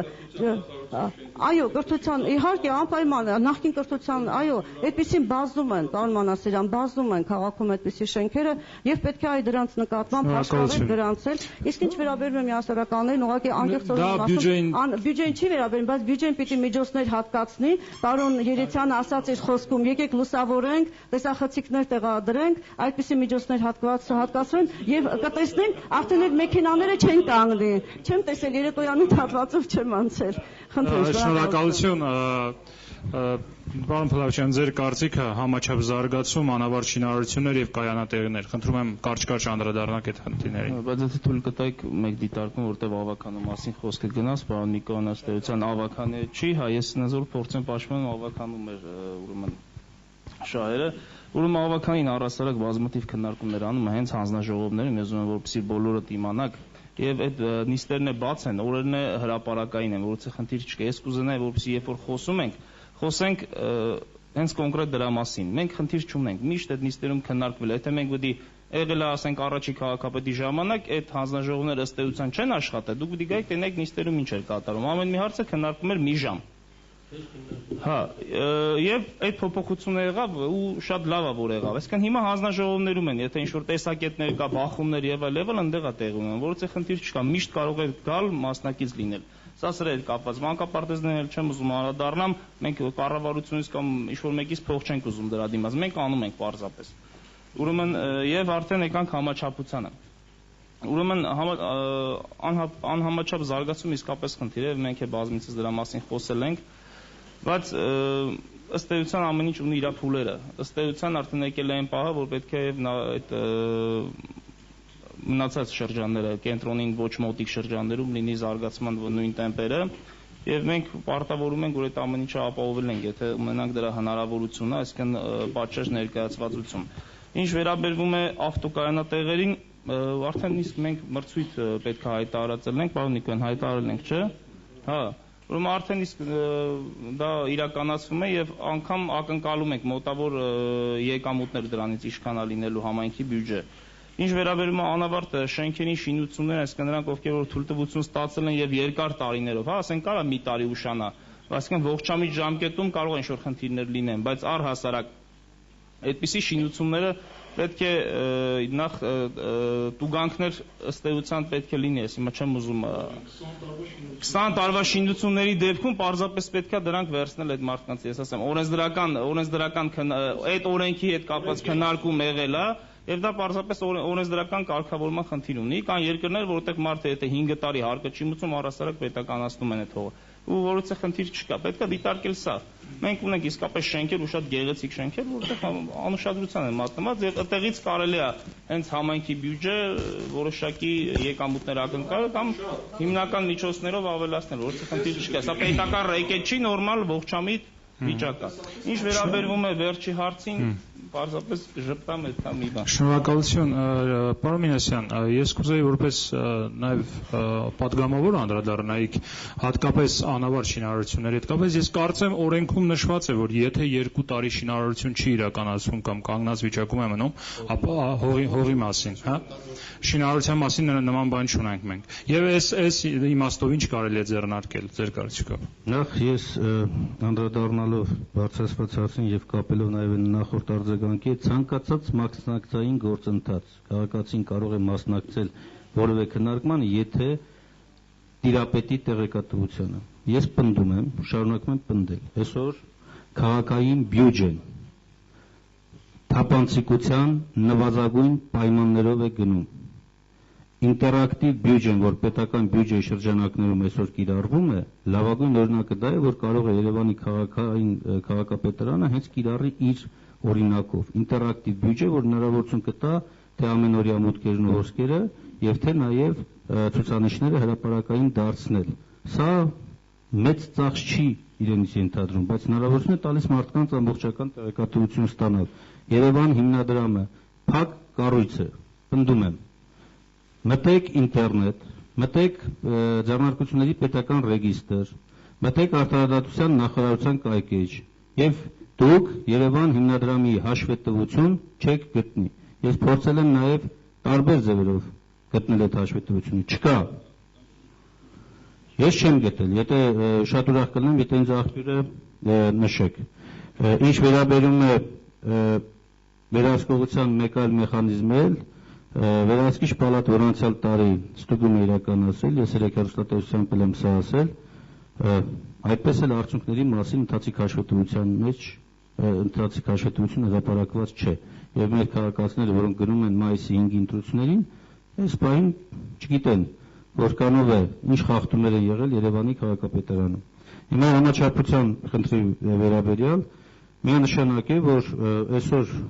քաղաքային բյուջեն, որի ընդամենը 20 միլիարդ դրամն է, որ ծախսվում է վարչական շրջանների կողմից եւ միայն մնացած 60 միլիարդը ծախսվում է կենտրոնական ապարատի կողմից, կենտրոնական մարմնի կողմից, ոչ մի բանով չի տարբերվում պետական կառավարումից։ Այստեղ միանշանակ համակարծիք են պարոն Օվսյան, եւ բնական է համաչափության խնդիրը լուծված չէ։ Սոցիալ-տնտեսական զարգացման ծրագրեր, բիզնես նախաձեռնություններ, փոքր ու միջին բիզնես, թեթև արդյունաբերություն Երևանի տարածքում հնարավոր է առաջարկել զարգացնել, եթե ես նաև որպես սոցիալիստ եմ ասում, եթե Երևան համայնքը մասնակցություն ունենա այնտեղ, չի կարելի ամեն ինչ թողել մասնավորին, մասնավորը իր սեփական շահով է գնալու։ Դուք տեսեք, ձեր բերած օրինակներն էլ են դա վկայում, կիսակառույց, անավարտ շինարարություն կամ տրված ինչ-որ մի տարածք, որ պետք է կառուցապատի։ Մասնավորին այսօր ձեր չի տալիս այդ կառուցումն անի։ Համայնքը ինքը պետք է մասնակցի, Երևանը, քաղաքապետարանը ինքը պետք է մասնակցի։ Եվ ամենակարևոր խնդիրը սա վերաբերում է թե պետությանը, թե հատկապես խոշոր համայնքներին։ Մենք այսօր չունենք թե պետական, թե Երևանի մասնավորապես բալանսը։ Ինչ ունի եւ ինչպես է կառավարում։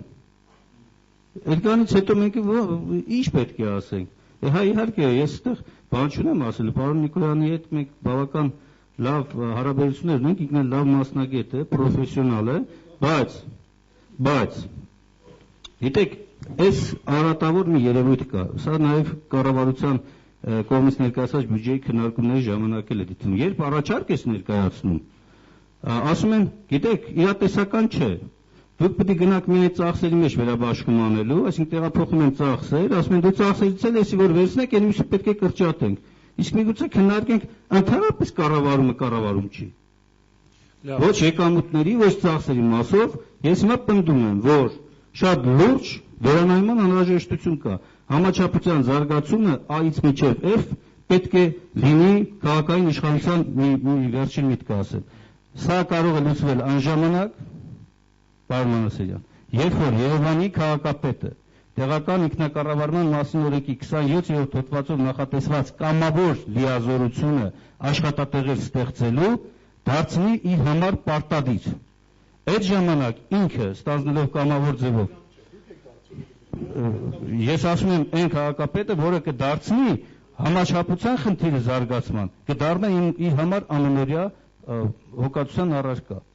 Եվ աշխատատեղերի ստեղծումը ու աշխատատեղերին համապատասխան համաչափության զարգացումը կդառնա իր համար պարտադիր պայման։ Շնորհակալություն պարոն Մինասյան, ձեր կարծիքը պարոն Ղունախչյան։ Նու համաչափության զարգացման խնդիրը, սկզբունքները դրանք կարևորագույն խնդիրներից մեկն են եւ Երևան համայնքի պրոբլեմատիկ խնդիրներից մեկն են։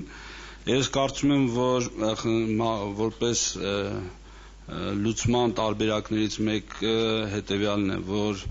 վարչական մարմինները Երևան քաղաքում գտնվող վարչական մարմինների դիսլոկացիան փոփոխվի, այսինքն որոշակի նախարարություններ, վարչություններ,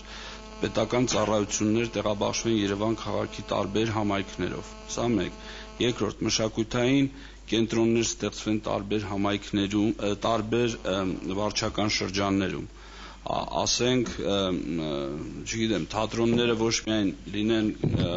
Երևանի կենտրոնում կամ կինոթատրոններ, այլև նաև թատրոններ եւ զվարճանքի այլ վայրեր լինեն, մշակույթի տներ լինեն մյուս վարչական մարմիններում, որոնք նաև ընդգծվի վերջիններիս հեղինակությունը, այսինքն յուրաքանչյուր վարչական շրջանում կարելի լինի կազմակերպել, ասենք, հանգիստ, կիրակնօրյա կամ շաբաթօրյա, այսպես, եւ համաչափ զարգացման խնդիրներից մեկն էլ համարում եմ հետեւյալը, որ ավագանեն գոնե օրենսդրորեն, այսինքն իր որոշման պետք է սահմանի որոշակի համաչափ զարգացման, այսպես ասամ, գործակից եւ գումարների բաշխման ժամանակ ըստ վարչական շրջանների գործի այդ գործակից, ասենք,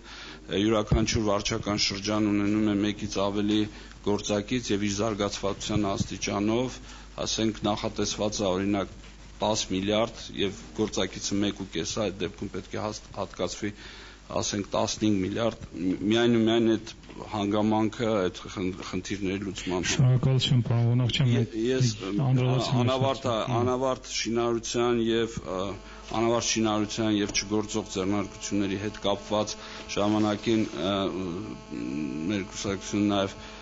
նախաձեռնություն է ցույց տվել, ներկայացրել է օրենսդրական օրենքի նախագիծ կառավարությանը, որը մերժվել է։ Ես կարծում եմ ավագանու պարագայում, այսինքն երբ որ մենք կարողանանք ձևավորել ավագանի այդ սկզբունքներն ու այդ հնարավորությունները կստեղծվեն կիրառելու այդ մեխանիզմները։ Շնորհակալություն, պարոն Նիկոյան, կխնդրեմ կարճ անդրադառնալ հնչեցված հարցերին եւ պարոն Մինասյանի ասացին, որ պետք է քաղաքապետը սկսի աշխատատեղեր ստեղծել։ Սա արդյոք քաղաքապետի գործն է, թե քաղաքապետարանը պետք է պայմաններ ստեղծի, որպեսզի, չգիտեմ, բիզնես գործունեություն ծավալվի։ Շնորհակալություն։ Նախ Երևանի բյուջեն, որպես առանձնահատկություն մնացած բոլոր համայնքների բյուջեներից, այո, սահմանում է վարչական շրջաններին հատկացվող ծախսերը առանձին հավելվածներով եւ դա տեսանելի է։ Առնվազն վերջին 2 տարում որևէ վարչական շրջանում չի եղել ծավալ իրան համարժեք, որպեսզի աշխատանք չարվի։ Մենք ակնհայտ բաշխումները բոլոր ուղղություններով, մեր ավականին նշեց, որ արվել են ջեռուցումներ, չգիտեմ, նորոգումներ եւ այլն, արվել է այդ վարչական շրջանի ծավալին համապատասխան։ Վերջին 2 տարում բոլոր վարչական շրջաններում կատարվել են աշխատանքներ գրեթե նույն ծավալով ինչ-որ կենտրոնում եւ երբեմն ավելի շատ։ 2012 թվականը կոնկրետ կարանք մեջ բերենք այդ առումով։ Եվ մենք պետք է հաշվի առնենք, որ այն անջատվածությունը ըստ թաղային համայնքների, որ մենք ունեցել ենք մինչև 2009 թվականը, 10, 11, 12 թվականը բավարար չէր ամբողջությամբ բերելու նույն տեսքի, բայց այն, որ այսօր բոլոր ծայրամասերում, բոլոր վարչական շրջաններում կատարվում են ներդրումներ, շատ ավելի շատ, քան երբևէ դրանք կատարվել են այդ վարչական շրջաններում, դա փաստ է, եւ եթե թվերով ապետ մենք կրանք թվերով ներկայացնենք, եթե աշխատանքներով բովանդակային, նույն կերպ ինչ այսօր կատարվում կենտրոնում, ինչ մնացած վարչական շրջանում, նույն սխեմայի մեջ է։ Դե արդյունքին պետք է սպասել, որտեղ ես ասացի, մենք ընդհանրապես խոսում ենք մի բյուջեի մասին, որը գոյություն է ունեցել 3 տարի։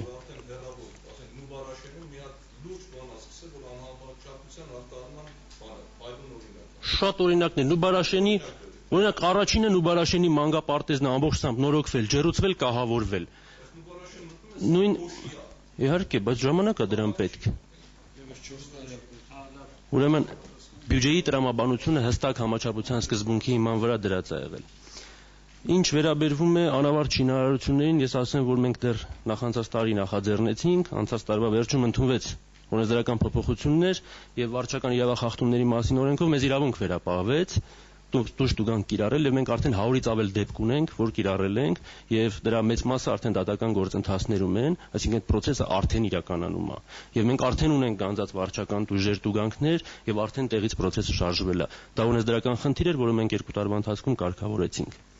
Դա այսօր կիրառվում է։ Ես կարծում եմ, որ տուժ-տուգանքների չափն էլ բավականին մեծ է եւ այո, պիտի ունենան։ Տուժ-տուգանքը կիրառվում է իր նախաշվային պատկերավոր արժեքի 1%-ի չափով, որը բավականին մեծ գումարներ են։ Այսօր մենք ունենք դրա փաստը։ Եվ այդ վարչական տուգանքները 2013-ին կիրառվել են։ Ինչ վերաբերում է ավտոկայանատեղերի հետ կապված, ավտոկայանատեղերի մասին օրենք ընդունվել է, Երևան քաղաքի ավականին անցած տարվա վերջում սահմանեց կանոնները ավտոկայանատեղի, սահմանեց ավտոկայանատեղի տեղերը, կահավորման ձևերը, կիրառման կարգը, հայտարարվեց մրցույթը արդեն ավարտական փուլում է եւ արդեն սկսվելու են կահավորման գործընթացները եւ դրա առարկայական արդյունքը ակնհայտ տեսնելու ենք երկրորդ կիսամյակից։ Այդտեղ որևէ խնդիր չկա, սահմանվեց Թուրքի գանձման սխեմաները, այլևս չեն լինելու գանձողներ եւ այլն, դրանք պետք է կիրառվի։ Համար ժամանակ է պետք, բայց բոլոր իրավական հիմքերը մենք ստեղծել ենք դա կիրառելու համար։ Դե աշխատատեղեր ստեղծելու հետ կապված անդրադառնալուն պարոն Մինասյանը ինքը նշեց, որ դա կամավոր լիազորի, ես կարծում եմ, որ բոլոր այն աշխատանքները, ինչ որ այսօր քաղաքապետը նախաձեռնել է քաղաքում, դա նաև իր հերթին անուղղակի ազդում է օրինակ туриզմին, օրինակ ես չգիտեմ, որը իր հերթին բերում է աշխատատեղերի ստեղծմանը, բայց դա եթե մենք դեմ չենք, եթե դա մենք ուզում ենք համարենք քաղաքապետի պարտադիր լիազորություն, դա պետք է օրենսդրությամբ սահմանվի։ Իհարկե դա պետք է ունենա իր ինքը դարձնի Շատ լավ։ Ես հենց այդ նույն ձևով արձագանքեմ, որ բոլոր նախաձեռնությունները, այդ թվում մասնավորի հետ համագործակցության, ոնց որ պարոն Մանասյանն ասաց, մենք PPP-ի ունենք արդեն մի քանի կոնկրետ համագործակցություն, դա իր հերթին հենց այդ կազմակերպություններում ենթադրում է աշխատատեղերի ստեղծում։ Բայց ամբողջությամբ դա համարել քաղաքապետի պարտադիր լիազորություն։ Շնորհակալություն, պարոն Նիկոյան։ Բայց բյուջեին դա չի վերաբերում, էլի։ Քաղաքապետարանը ամեն դեպքում ձեռնարկել է միջոցներ լուսավորելու, մյուս բաներն անելու, որպեսզի դա լինի, բայց որևէ դուք կարծում եք, որ Երևան քաղաքի ավականին ունի որևէ իրավասություն այդ ուղղությամբ։ Ասեք։ Ալպը ձեր շուրջը հավաքում եք, չէ՞, քաղաքապետարանի։ Պահպանակները եւ սրսկիչները հավաքում եք, չէ՞, դրանցից հետո թողված։ Այսինքն որ դրան բյուջե հատկացնելը ավելի լավ է, քան թե դրանց դեմ պայքարելը։ Մենք դրան բյուջե չենք հատկացնում։ Մենք աղբանության եւ սանիտարական մաքրման համար ենք պարոն Մանասերյան բյուջե հատկացնում։ Պարոն Մանասերյան, դուք ունեք խոսքի իրավունք եւ դուք կանրադառնաք ինչպես ասում եք։ Առարկայական առաջարկներ չենք շրջանցում, առարկայական առաջարկություններ մեր լիազորությունների սահմաններում մենք պատրաստ ենք։ Լավ։ Որն մասնա դրա մեր լիազորությունները։ Այսինքն այդտեղ ո՞ր մասնա քաղաքային իշխանությունների լիազորությունները։ Լավ, պարոն Նիկոյան, շնորհակալություն պարոն Մանասերյան, պարոն Նիկոյան, շնորհակալություն, պարոն Արաքելյան, ձեր կարծիքը։ Շնորհակալություն։ Ուրեմն կենտրոնի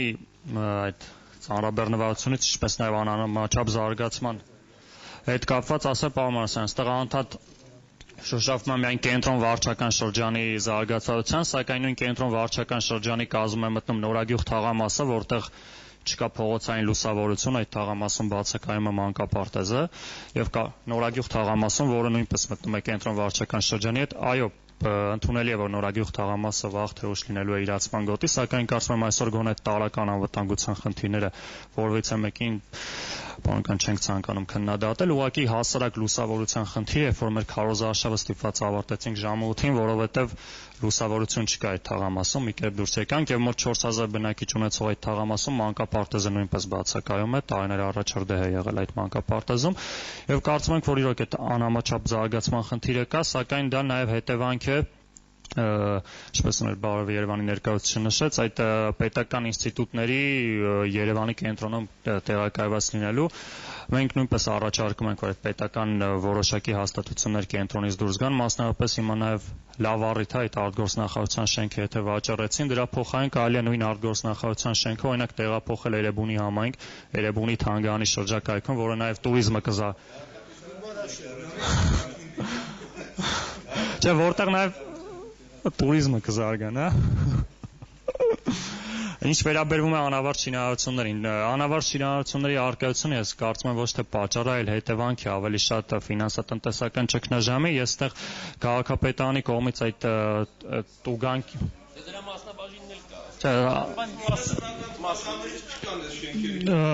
Թույլ տանք ավարտի խոսքը վերաբերում է այսօրվա նորակառույցներին եւ այսօրվա քաղաքապետարանի կողմից ներառվող տուգանքները լավ միջոց են, սակայն կարծում եմ այն շինությունները, որոնք ի վիճակի չեն այդ շինարարությունը ավարտել, նաև վիճակի չեն լինի այդ տուգանքները վճարել եւ ես կարծում եմ, որ հետագայում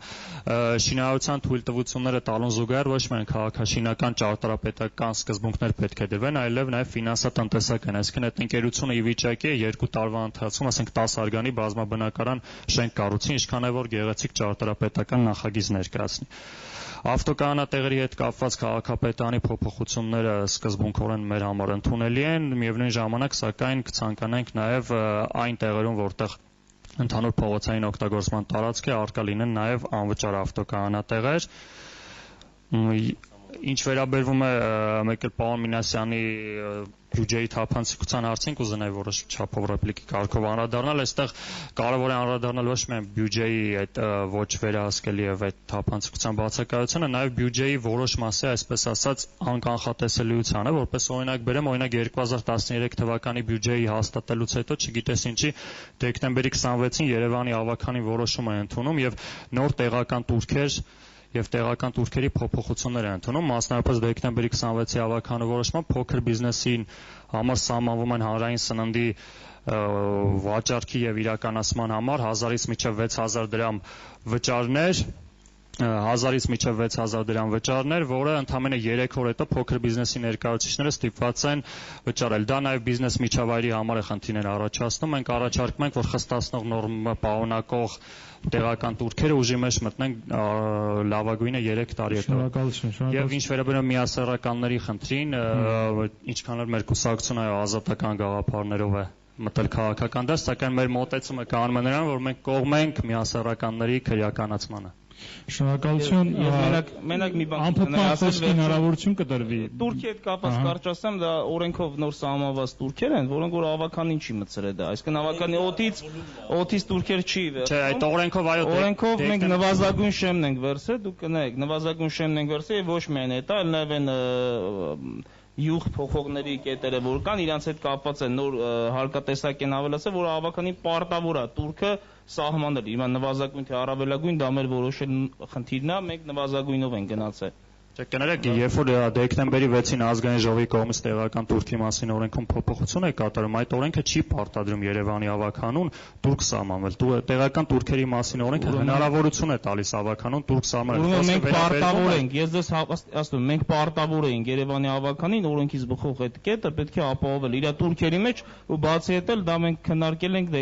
նոյեմբերի վերջին։ Չէ, որոշումը ընդունվել է դեկտեմբերի 26-ին, երբ որ Երևանի բյուջեն արդեն հաստատվել է։ Բյուջեի մասին որոշման մասին է խոսքը։ Դուք մի քիչ որ ուշադիր նայեք, կտեսնեք, որ դա տենց հաջորդ տարվա համար է, սա մեջ է մտել ընդամենը 3 օր հետո։ Պարոն Նիկոյան, խնդրում եմ կարճ բարձաբանեք հնչեցած տեսակետ եւ խոսքը տանք պարոն Մանասարյանին։ Բնականաբար փոփոխություններն եղել է օրենսդրական փոփոխությունների արդյունքում, օրենսդրական փոփոխությունները եղել են նոյեմբեր ամսին ուժի մեջ են մտել, դեկտեմբերի 6-ին ավականու որոշում Ուրեմն օրենքը ընդունվել է մինչև այդ դեկտեմբերի 6-ին ուժի մեջ է մտել, մենք օրենքի արդյունքը արտացոլել ենք ուղղակի բյուջեում եւ հաջորդ տարվա համար այդ տուրքը չկիրառել չէր կարելի։ Եվ շատ չէ, սխալ քայլի խնդիր չկա, նորմալ օրենսդրական փոփոխություններ ա եղել, պարոն Մինասյան։ Դեկտեմբերի 26-ին շնորհակալություն բոլորին, մենք չվերացենք, այսպես Սումբուրնի դիալոգի։ Պարոն Մանասարյան, ձեր կարծիքը հնչեցրած տեսակետների հետ կապված շատ կարճ, որպեսզի Կարծիքների վերաբերյալ ասեմ, որ ընդհանուր առմամբ տարբեր կարծիքներ հնչեցին, բայց ես ուզում եմ հետևյալը առաջարկել որպես լուծում անհամաչափության զարգացման հետ կապված, հատկապես այն վարչական շրջանները, որտեղ կարելի է արդյունաբերություն զարգացնել, արտադրություններ եւ այլն, ես կառաջարկեի, որ այնտեղ որոշակի արտոնություններ տրամադրվեր, որպեսզի արդեն արծարծված եւ այլ վարչական տարածքներում պայմանով, որ տվյալ համայնքի բնակչության համար նաեւ, եթե աշխատատեղեր են ստեղծվում, որոշակի, ոչ թե ասենք, եւ բնականաբար եւ ֆինանսավորում են ենթակառուցվածքներին եւ նպաստում են նաեւ համայնքի զարգացմանը, այդ դեպքում այդ պահանջները բավարարելու դեպքում, որպեսզի ինքնանպատակ չլինի, որոշակի արտոնություններ սահմանվել։ Սա մեկ, շատ կարճ եմ ուզում ասել։ Օրենքը թույլ տալիս է, դուք կարող եք դա անել։ Երկրորդ, ինչ վերաբերվում է անավարտ շինարարություններին, նորից եմ ասում, մեր աչքի առաջ են կենտրոն տարածքում, չեմ խոսում մյուս վարչական շրջաններին, պետք է ուղղակի խստացվի, ուղղակի օրենքը պետք է օգտագործեք։ Այստեղ հիմա պետք է դրանց տուգանքները կամ շատ ուղղակի այդ երկրաչափական պրոգրեսիայով աճեն, որ այդպես էլ կա, օրենքը նախատեսում է։ Եվ մոտակա շրջանում ես շատ համբերատար կսպասեմ եկող տարի, տեսնեմ ինչպես է մեր քաղաքի տեսքը փոխվում, եթե չէ, ձեզ պատրաստ եմ օգնել, աջակցել առանց որևէ նախապայմանների, որպեսզի մենք դրա տնտեսագիտական լուծումները գտնենք։ Նաև ձեզ հրավիրում եմ, բոլորիդ հրավիրում եմ Չէ, որևէ մեկիդ հրավիրում եմ նաև քաղաքապետարանից ոչ հեռու ընդամենը մի քանի քայլի վրա այդ անցումը, որտեղ եւ սպանություններ են եղել, եւ բռնաբարություններ, եւ ինչ խուլիգան անցումը ես խնդրում եմ, կոչ եմ անում, կարող եք չանդրադառնալ, չպատասխանել, ուղղակի հենց քաղաքի կենտրոնում ունենալ նման ամոթալի անցում, ընդ որում այդ տարածքները, որոնք կան, կարելի է շատ լավ նպատակներով օգտագործել նախկին այդ սուվենիրների խանութեր եւ այլն, սրանք ափսոս է, որ չօգտագործվեն։ Ընդհանուր առմամբ կարծում եմ լուծումներ կարելի է գտնել բացության դեպքում, երբ որ իսկապես այդ ցանկությունը կա, չի կարելի չնկատել տեղաշարժեր, դա էլ օբյեկտիվորեն ասեմ, նախորդ տարիների համեմատ, բայց դա մեզ չի բավարարում, մեզ ավելին ասեմ, չի սազում նման Երևան ունենալը։ Մենք շատ ավելին կարող ենք անել։ Դրա համար մի քիչ ներգրավեք իսկապես ձեզ քննադատողներին։ Շնորհակալություն, պարոն Մանասերյան, մենք հիմա կանցնենք լրագրողների հարցերին, մինչ այդ ես ուղղակի մի հատ դիտարկում անեմ, ինչ վերաբերում է անավարտ շինարարություններին, երբ որ ինքս որպես լրագրող մեկ-մեկ խոսացել եմ բիզնեսմենների հետ, ովքեր ունեն նաև անավարտ շինություններ, նրանք նշում են հետևյալը, որ եթե նման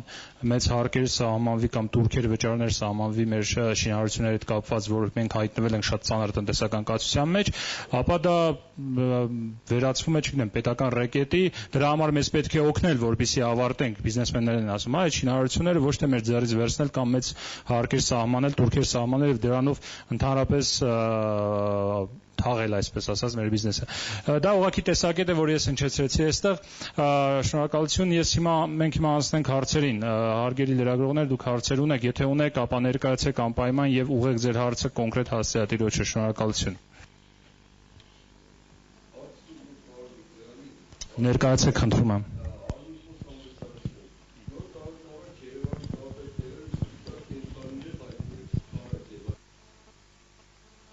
Հետո դրանք անհետացան։ Ինչքան ծախսվեց դրա վրա եւ ով է պատասխան տալու դրա համար, որ դրանք հայտնվեցին, հետո անհետացան։ Շատ լավ, դրանք ոմանց առանձնատների վրա հայտնվեցին, քաղաքից դուրս։ Ես առանձնատան վայր Պարոն Մանասերյան, ես նման ինֆորմացիա չունեմ, եթե ունեք կարաք տաք, ուրեմն դա մեր քաղաքի ձևավորման մասն էր կազմում, որի մասին բազմաթիվ անգամ քաղաքապետարանը ասել է, եւ դրա մասով իհարկե հստակ թիվ ես չեմ կարող ասել, բայց դրանք էական, որտեվ գրավոր, ասեք ես դες գրավոր կպատասխանեմ, բայց դա, ասենք, ընդհանուր առմամբ արվել է մի մասը հովանավորների միջոցով, տարբեր կազմակերպությունների քաղաքային, մի մասը նաև քաղաքապետարանի միջոցներով, դա ձևավորման մասը, դա չի անհետացել, երբ որ միջոցառման ժամանակ դա հավաքում են, հաջորդ միջոցառման ժամանակ դա տեղադրում են, եւ դրանք բոլորը պայեստավորված է, թե խնդիր ունեք, մենք երևի թե կարանք ապահովենք տեսնենք այն ձեր ասած կենթանիները, որոնք որ տեղադրվել էին սպիտակ։ Եվ անհետանալու կամ ինչ-որ մեկի տանը հայտնվելու վերաբերյալ ես ուղղակի ինֆորմացիա չունեմ, էլի։ Շատ լավ, ճաշակի հարցը, ասեմ, հարաբերական է, ես չի որ պետք է ասեմ։ Լավ, շնորհակալություն, հարց ունենք էլ լրագրողներից։ Եթե հարցեր չկան, իհարկե կանեք, եթե հարցեր չկան, ապա ամփոփենք մեր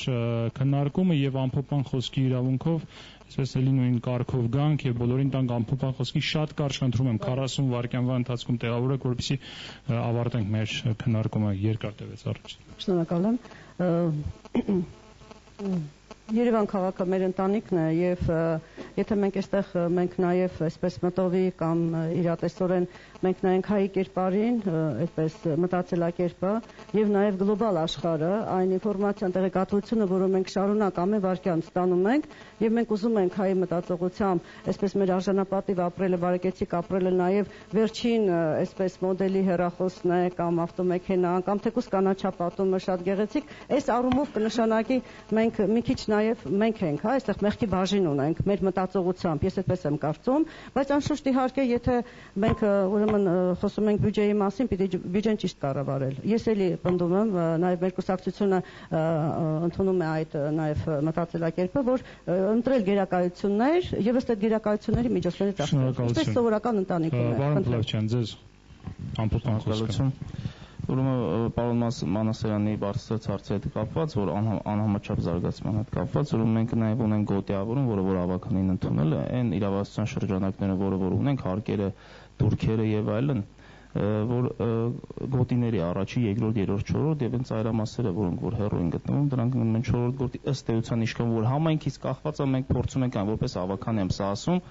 ու դրա հետ կապված լիքը բանավեճեր էլ մեր խմբակցությունում միշտ տարաձայնություն եղավ, բայց դա վերջի իրականություն դարձավ։ Ինչ վերաբերվում է մեծ դուժեր եզորաստի շենքերի հետ կապված, ուրեմն մեծ դուժեր պետք է կիրառենք եւ եթե ասենք Դվին հյուրանոցի պես այդ գեղեցիկ շինություն որներվի 10 տարուց ավելի կանգնած է, մենք դա պետք է վերանայենք, հա, այդ տնտեսվարողը արդյոք իրավունք ունի դա շարունակելու ունենալ, այսինքն մենք այդտեղ դա պետք է նայենք, որովհետեւ դա մեր քաղաքի համար շատ նախագահական նստավայրից 100 մետր ներքև է։ Հա, եթե այդ դեպքում ինքը վիճակի չի, ուրեմն մենք պետք է հասկանանք ինչ մոտեցումն է, տուգանենք, չգիտեմ, ավելի շատ տուգանենք եւ տուգանքը եթե հարց չի լուծում, վերջի ինչ որ ելք իր այդ միասին գտնենք։ Ուզում ասեմ, նաեւ այդտեղ ոչ թե մենք ուզում ենք ջղայել լինել, ասենք, չգիտեմ, վնասել, ցավացնել, չէ, բայց դա նաեւ մեր քաղաքին վերաբերող հարց է, մենք այդտեղ պետք է հարկանդրանքի միջոցներ կիրառենք հստակ։ Իսկ ինչ վերաբերում է մեր քաղաքին, ես կուզենայի ասել, որ մենք մեր քաղաքը սիրում ենք, բոլորս է սրտացավ ենք եւ կարծում եմ, որ պետք է պարզապես գտնել ամենաարդյունավետ մոտեցումը, ինչպես կարելի է բոլոր հարցերը լուծել փոխզիջումներով, համագործակցված եւ կառավարման ամենաարդյունավետ մեթոդը ես կարծում եմ, որպեսզի այս բոլոր ուժերը, որոնք որ կան ներկայացված լինեն եւ բոլոր հարցերում լինի այսպիսի բանավեճ, թեկուզ հենց ավականիում, ոչ թե լինի 2 ուժ, թող լինեն 6 ուժ, թող բոլոր հարցերը լինեն քննարկումների միջոցով լինեն հակակշիռների վիճակում ընդունվեն բոլոր կարևոր որոշումները։ Շնորհակալություն պարոն Փետրովյան, պարոն Մինասյան, ձեր ամփոփման իրավունքով կարծիքը։ Դե ես կարծում եմ, որ քանի դեռ գործում է մեկ կուսակցության մոնոպոլ իշխանություն երկրում, ոչինչ էլ չի կարող փոխվել, իշխանել մենք բանավիճ ենք։ Ավելին մոնոպոլ իշխանությունը երբեք չի ձգտելու ինքնափոփոխման գնալ։ Դրա համար առաջիկա ընտրություններում են ինչի մասին մենք խոսում ենք, տարբեր կուսակցություններ ներկայացնում են իրենց տեսակետները։ Կարևոր է, որպեսզի իսկապես բոլորը ներկայացված լինեն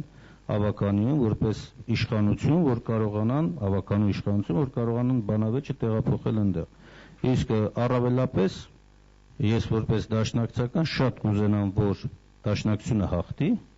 մեր տեխնացուն դառնա քաղաքապետ, որպեսզի կարողանա նաև այս բոլոր արժեքավոր գաղափարները առարկայական դարձնի։ Իշխանության մոտ էլ կա դրական բաներ, բայց դա չի վերածվում համընդհանուրի, որովհետև արդեն դարձել է մոնոլիթ մի կառույց։ Բյուջեն եւ բյուջեի ծախսը, բյուջեի նպատակային օգտագործումը եւ բյուջեի բազմացման հնարավորությունը այդ մոնոլիթ կառույցի դիտանկյունից է նայվում եւ ասում է հնարավոր չէ, ինչ հնարավոր է մենք անում ենք։ Մենք էլ ասում ենք ոչ, որովհետեւ մենաշնորհային տնտեսության ծառայող պետական համակարգը նույն վիճակում է նաեւ Երևանի պես հզոր տեղական ինքնակառավարման համակարգ։ Շնորհակալություն պարոն Մինասյան, պարոն Ղունավչյան, ձեր գործիքը։ Ես ամփոփելով ուզում եի խոսել հետևյալի մասին, նախ իշխանություններն ու այս պարագայում Երևանի ավականին դեռևս 2010 թվականին ընդունել է ծրագիր, 2010-13 թվականների զարգացման ծրագիրն է Երևանի եւ կարծում եմ ինքը պարտավոր էր անպայմանորեն կատարել այդ ծրագիրը եւ 13 թվականը որպես վերջնական ավարտական տարի ներկայացնել հանրությանը այդ ծրագրի կատարման մասին, որովհետեւ սա իրավական փաստաթուղթ է, դա քաղաքական փաստաթուղթ չի, իրավական փաստաթուղթ է եւ այդ փաստաթղթից ելնելով է կազմվել յուրաքանչյուր տարվա բյուջեն ավականում։ Հիմա մենք ավարտում ենք 13 թիվն է, բայց ծրագրի ավարտման հետ կապված լուրջ հարցադրումներ կան։ Իմ կարծիքով ծրագիրը էականորեն չի կատարվի կամ գոնե այն մասերը, որոնք հանրության այսօր ուշադրության կենտրոնում են, չեն կատարվի։ Մասնավորապես նշեմ, օրինակ բնապահպանման խնդիրներով, կանաչապատման առումով մոտ 400 հեկտար կանաչապատում էր նախատեսվում այդ ծրագրով, հիմա քաղաքապետարանը թող ասի, թե այդ ծրագրի համապատասխան այս 4 տարիների ընթացքում քանի հեկտար կանաչապատում է կատարվում։ Շնորհակալություն։ Սա ուզում եմ ասեմ, որ նաև քաղաքական գնահատման խնդիր է, որովհետև չի կարելի չկատարած ծրագրով գալ եւ ասել, որ ամեն ինչ լավ է, որովհետև այո, իհարկե շատ բան կատարվեց, ծրագրավորված բաներ կային, որոնք կատարվեցին եւ այլն, բայց ծրագիրը ամբողջական որպես այդպեսին չի կատարվում եւ սրա գնահատականը պետքա տրվի հանրության կողմից, պետքա տրվի ավականու կողմից, պետքա տրվի այն քաղաքական կուսակցության կողմից, որի ներկայացուցիչներն են այսօրվա իշխանությունները քաղաքական։ Շնորհակալություն։ Պարոն Նիկոյան, Շատ լավ, ես ուղղակի մի քանի բանի անդրադառնամ, անցումի մասով չանցած անգամ չկարողացա անդրադառնամ։ Հենց օրինակ բերված անցումի մնացած հատվածները դեռ 90-ականներին սեփականաշնորհված տարածքներ են։ Խնդիրը, որ այսօրվա դրությամբ ընդհանուր օգտագործման հատվածը մնացել է այո ոչ բարվոք վիճակում, մենք արդեն նախագիծ պատվիրել ենք, նորոգման աշխատանքները նախատեսում ենք, մինչ այդ փորձեր են կարևոր, ինչպես այդ անցումում, հենց մնացած անցումները, որպեսզի մասնավոր բիզնեսի հաշվին նաև ընդհանուր օգտագործման տարածքները նորոգվի, որը ստացվել է, որը չէ, մենք նախագծերը պատվիրել ենք եւ նորոգելու ենք միայն ընդհանուր օգտագործման հատվածները, քանի որ մնացածը մասնավոր ըստ էության տարածքներ են։ Ուրեմն ինչ վերաբերում է ուղղակի գերակայություններին, բնականաբար այդ գերակայությունները կան, այդ գերակայությունները որոշում է մեր ժողովուրդը, որոշում է մեր ավականին եւ մտնում են բյուջեում, այն գերակայությունները, որ ընտրել ենք, մենք գտնում ենք, որ դրանք են հրատապը, դրանք են առաջնայինը։ Ես կուզենայի նաեւ ծրագրի չկատարման հետ կապված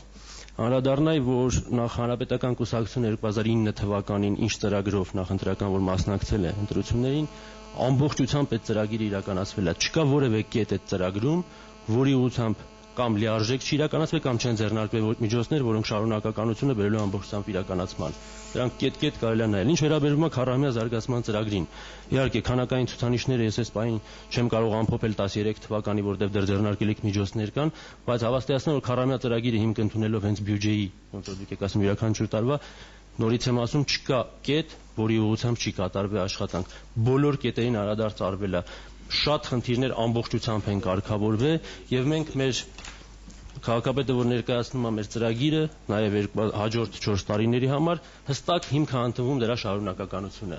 եւ շարունակականության արդյունքում նաեւ դրվում է թե որ խնդիրներն են ամբողջությամբ լուծելի իրատեսական դաշտում, որ խնդիրները լուծելի չեն։ Եվ այս առումով զուտ ամփոփելու համար, քանի որ մեր գործընկերները նաեւ մեր բոլոր քաղաքական ուժերի ներկայացրած ծրագրերն ըստ էության ենթադրում են ավելի լավ Երևան ունենալուն, որը մենք ֆիքսել ենք։ Իսկ մենք կարծում ենք, որ ավելի լավ Երևան հնարավոր է ունենալ նաև արած աշխատանքի շարունակականությունը ապահովելուն, որտեղ մենք գտնում ենք, որ մենք ունենք այն արած աշխատանքը, որի շարունակականությունը բերելու է ավելի լավ Երևան ունենալուն։ Ես կարծում եմ բոլորն են դա ուզում ավելի լավ Երևան։ Շնորհակալություն, պարոն Նիկոյան, պարոն Արաքելյան։ Շնորհակալություն, ամփոփելով կուզենամ նշեմ, որ մենք գտնում ենք, որ Երևան քաղաքի ռեսուրսները առավել արդյունավետ տնօրինելու արդյունքում կկարողանա էապես բարելավել բյուջեի եկամուտների մասը, որը կողմի ծախսային այն հատվածներին, որի մասին կարծում եմ բոլորս համակարծիք ենք, եւ հույս ունեմ, որ հաջորդ 4 տարիներին Երևանի ավականին առավել արդյունավետ կաշխատի եւ որը հնարավորություն կտա նաեւ իրականացնել եւ բյուջեի նկատմամբ ավելի որակյալ վերահսկողություն եւ ավելի արդյունավետ աշխատանք։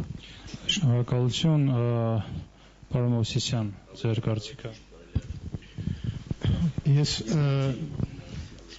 ճիշտ ասած Երևան քաղաքի մասով ընդհանրապես շատ ասելիքներ կան, բայց քանի որ այսօր մենք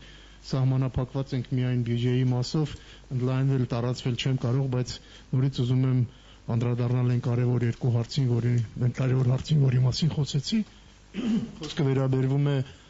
բյուջեի արդյունավետությանը, առանց հանրային հսկողության, առանց հանրային մասնակցության, առանց թափանցիկության ու հրապարակայնության չի կարող լինել արդյունավետ բյուջե, ինչպես ծախսերի արդյունավետության տեսանկյունից, այնպես էլ եկամուտների հավաքագրման մաքսիմալ չափը ապահովելու տեսանկյունից։ Ինչա պետք սրա համար անել։ Ես դեմ չեմ, որ կենտրոնացված Երևանից հետո լուրջ քայլ էլ ունենալ Երևանը որպես տեղական ինքնակառավարում։ Սա իրոք լուրջ քայլ է, մենք դրանով պետք է ապարտանանք, բայց իրավունք չունենք կանգնել տեղում եւ կարծում եմ, պարոն Փլավչյան, Երևանի ավագանին, որի լավ ներկայացուցիչները մեկը դուք եք, պետք է ջանքեր գործադրի նաեւ այն ուղղությամբ, ոչ միայն աշխատակազմը եւ ոչ միայն համայնքի ղեկավարը ու տեղակալները, որ որոշակի լիազորություններ կապված հանրային լսումների, բյուջեի թափանցիկության տեղափոխվեն վարչական շրջանների մակարդակ։ Մենք լավ հիշում ենք, թե ինչի մենք հայտնվեցինք այս վիճակում։ Լավ հիշում ենք այն քաղաքական վճիռը, երբ որ թաղային համայնքները ոչնչացրեցին, խոստանալով սահմանադրության մեջ, որ դրանք մնալու են։ Այդ խնդիրը լուծելու լինելու դեպքում մենք այսօր այս հարցը չէինք ունենա։ Ինչևից է, դուք կարող եք որոշակի լիազորություններ, պարտավորություններ անել, որպեսզի այդ լսումները գոնե թաղային մակարդակներում իրականացվեն, որպեսզի հասարակ բնակչությունը հնարավորություն ունենա։ Երկրորդը, պարոն Նիկոյան, ես կխնդրեի դուք եւ հետագայում նրանք, ովքեր կլինեն այդ ֆինանսական ծառայությունը, հուսով եմ, որ ելի կհանդիպենք, պատրաստեն այդ բրիֆ բյուջեները, փոքրիկ բյուջեները, որոնք հասարակ բնակչությանը հնարավորություն կտան հասկանալի դառնալ, թե ինչի մասին է։ Այդ ձեր կաբինետում մի անգամ գրասենյակում տեսել եմ, բայց դրանք լայնածավալ չեն, շատ չեն եւ հիմնականում սահմանափակվում են ինտերնետային կայքում տեղադրվելու մակարդակով, տպագրել եք աշխատանքների մասին չի խոսքը։ Խոսքը բյուջեի նախագծի եւ բյուջեի կատարողականի փոքրիկ բրիֆ բյուջեների կազմումն է, որը պետքա բոլոր տեղերում լինի, որպեսզի բնակիչները հասկանան, թե որտեղ է Այո, որտեղ որպեսզի բնակիչները կարողանան տեսնեն, թե ինչի վրա է ծախսվում իրենց իսկ կողմից տված հարկերը։ Եվ վերջնականապես փակելով մանկապարտեզների հարցերը, պարոն Մինասյան, ես կուզեի դուք եւ մնացած բոլոր պարոն Մանասարյանը Ես կուզեի մանկապարտեզների մասով մի բան էլ ավելացնել, եթե մենք այդքան շատ ենք հարգում մեր երեխաներին, բերեք անվճար մանկապարտեզը Երևանում ոչ թե նախատեսենք միայն երևանցիների համար, ապա գոնե բոլոր Երևանի համար, որտեղ Երևանի մանկապարտեզներում այսօր կողքի գյուղերից երեխաներ են գալիս Երևանի մանկապարտեզ եւ նրանք վճարում են 18,000 դրամ ամեն մի երեխայի համար։ Շնորհակալություն, պարոն Մովսիսյան։ Ես պարոն Մովսիսյան, եթե կարելի է մի բան թույլ տաք, մի վայրկյան եմ ասել, 10 վայրկյան ընդամենը, ուրեմն մենք որպես ավականի, ես կոնկրետ Բարգավաճ Հայաստանի հետ կապված եմ խոսում, ուրեմն մեզ դժվար է, մենք ունենք 17 հոգի ներկայացվածություն, այսինքն մեծամասնությունը հանրապետականը, մենք այն բոլոր ճիգերը, այն հնարավորությունները, այն պայքարը իշխան որ փորձել ենք անել մեր հնարավորության սահմաններում։ Ըստ էության միգուցե շատ բաներ մենք չենք արծեցում, չենք խոսում, բայց հենց դրա համար եմ ասում, ես ուզում եմ որ հաջորդին բոլորիս ներկայացվածությունը լինի եւ ոչ մի քաղաքական ուժ, դա կլինի հանրապետականը, Բարգավաճական, որովհետեւ մեկ այլ ուժ, չլինի մեկը այդ ամեն ինչի կրող, այսինքն թող լինի բոլորը մասնակից լինեն եւ մեծամասնություն, որովհետեւ մեկը չլինի։ Սա լավ է, սա դրական է, պատասխանատվություն չենք խուսափում, եթե խնդիր չկա, եթե կտան 40 ավականուտեղ Բարգավաճին խնդիր չկա, մենք պատվով կկատարենք, բայց միշտ ավելի արդյունավետ է, որ բոլոր ուժերը ներկայացված են լինում։ Շնորհակալություն, պարոն Մանասարյան, ձեր կարծիքը ամփոփման։ Ես շատ կարճ ասեմ, ես ուզում եմ բայց իրականում դա մեր երկրի հետ կապված։ Շնորհակալություն, ահա։ Ես ուզում եմ ընդհանրապես մաղթանքի տեսքով ձևակերպել, որ շատ առողջ պայքար է գնում, թող գնա այդ պայքարը, բայց ովքեր էլ որ մեծամասնություն կազմեն, ի վերջո չքաղաքականացվի Երևանը, որովհետև Երևանը լրիվ ուրիշ պատմություն է եւ ես կուզենամ, որ այո, կան կարգախոսներ եւ ես համաձայն եմ դրան։ Սկսեք Երևանից թող սկսվի ամբողջ այդ պոզիտիվ պատկերի փոփոխությունը եւ ես դրան հավատում եմ։ Ինչքան է որ կծու բաներ ասեմ, ոչ ոք թող չնեղանա դրանից, որովհետև ես երևանցի եմ եւ ես տեր եմ ինձ զգում, երբ որ քաղաքով գնում եմ, ես չեմ նայում թե ով ինչ պիտի անի, ես ինձնից կախվածն անում եմ։ Ուզում եմ այդ գլոբալ գիտակցությամբ, տիրոջ զգացողությամբ անեք, ով էլ հաղթի, ով էլ լինի, այդ հակակշիռները գործեն ավականում, իրար լսելու, մի քիչ տարբերվի գոնե ազգային ժողովից։ Որակը կարծում եմ արդեն տարբերություն կա, բայց դա այն չի, ինչ որ մենք ուզում ենք։ Այն որ կարող են ազգային ժողովի որակի մասին եմ խոսում։ Որքան ես գիտեմ, այնտեղ մի քիչ հակակշիռների պահով ավականում ավելի լսելի է ձայնը։ Ուրիշ բան, որ ովքեր ընտրվեցին, չմասնակցեցին գործերին, միգուցե պատկերը այլ կլիներ, նախորդ ավականու, այս առումով ավելի ակնկալիքներ կարող են լինել հիմա, որ ովքեր ընտրվեն, նրանք մասնակցեն եւ պահանջատեր լինեն, պահանջկոտ լինեն ավելի։ Սա շատ կարեւոր եմ համարում։ Շնորհակալություն։ Այն քննարկումները շատ էական է, անպայման։ անպայման ինչքան շատ անեք մասնակցային գործընթացներ, այդքան ավելի մարդ իրան տեր կզգա այն ամենին, ինչ որ արվում է։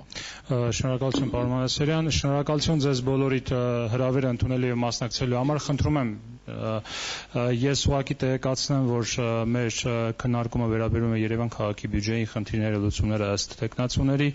Մենք հրավիրել ենք բոլոր կուսակցությունների ներկայացուցիչներին, ընտրությունների մասնակցող բոլոր կուսակցությունների ներկայացուցիչների մեր քննարկմանը ներկա լինելու համար չէր ներկայացել միայն ՀԱԿ Հայ ազգային կոնգրես կուսակցության ներկայացուցիչը, ինչ-ինչ պատճառներով, եւ ես ուղղակի մեր բնակիչներից այսպես անունից ասեմ, որ այն իշխանությունները դիտարկում ուղղակի իշխանությունները այնքան են լինում սովորաբար հաշվետու, ինչքան պահանջատերը լինում քաղաքացի։ Երբ որ այդ պահանջատիրությունը ուղղակի մեզ վրա վերցնելով, ինչքան ենք մենք պահանջատեր եւ ինչքան է իշխանությունը հաշվետու։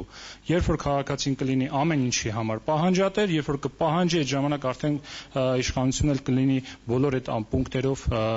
հաշվետու։ Շնորհակալություն ձեզ բոլորիդ։ Մենք փակում ենք մեր քննարկումը։ Շնորհակալ եմ։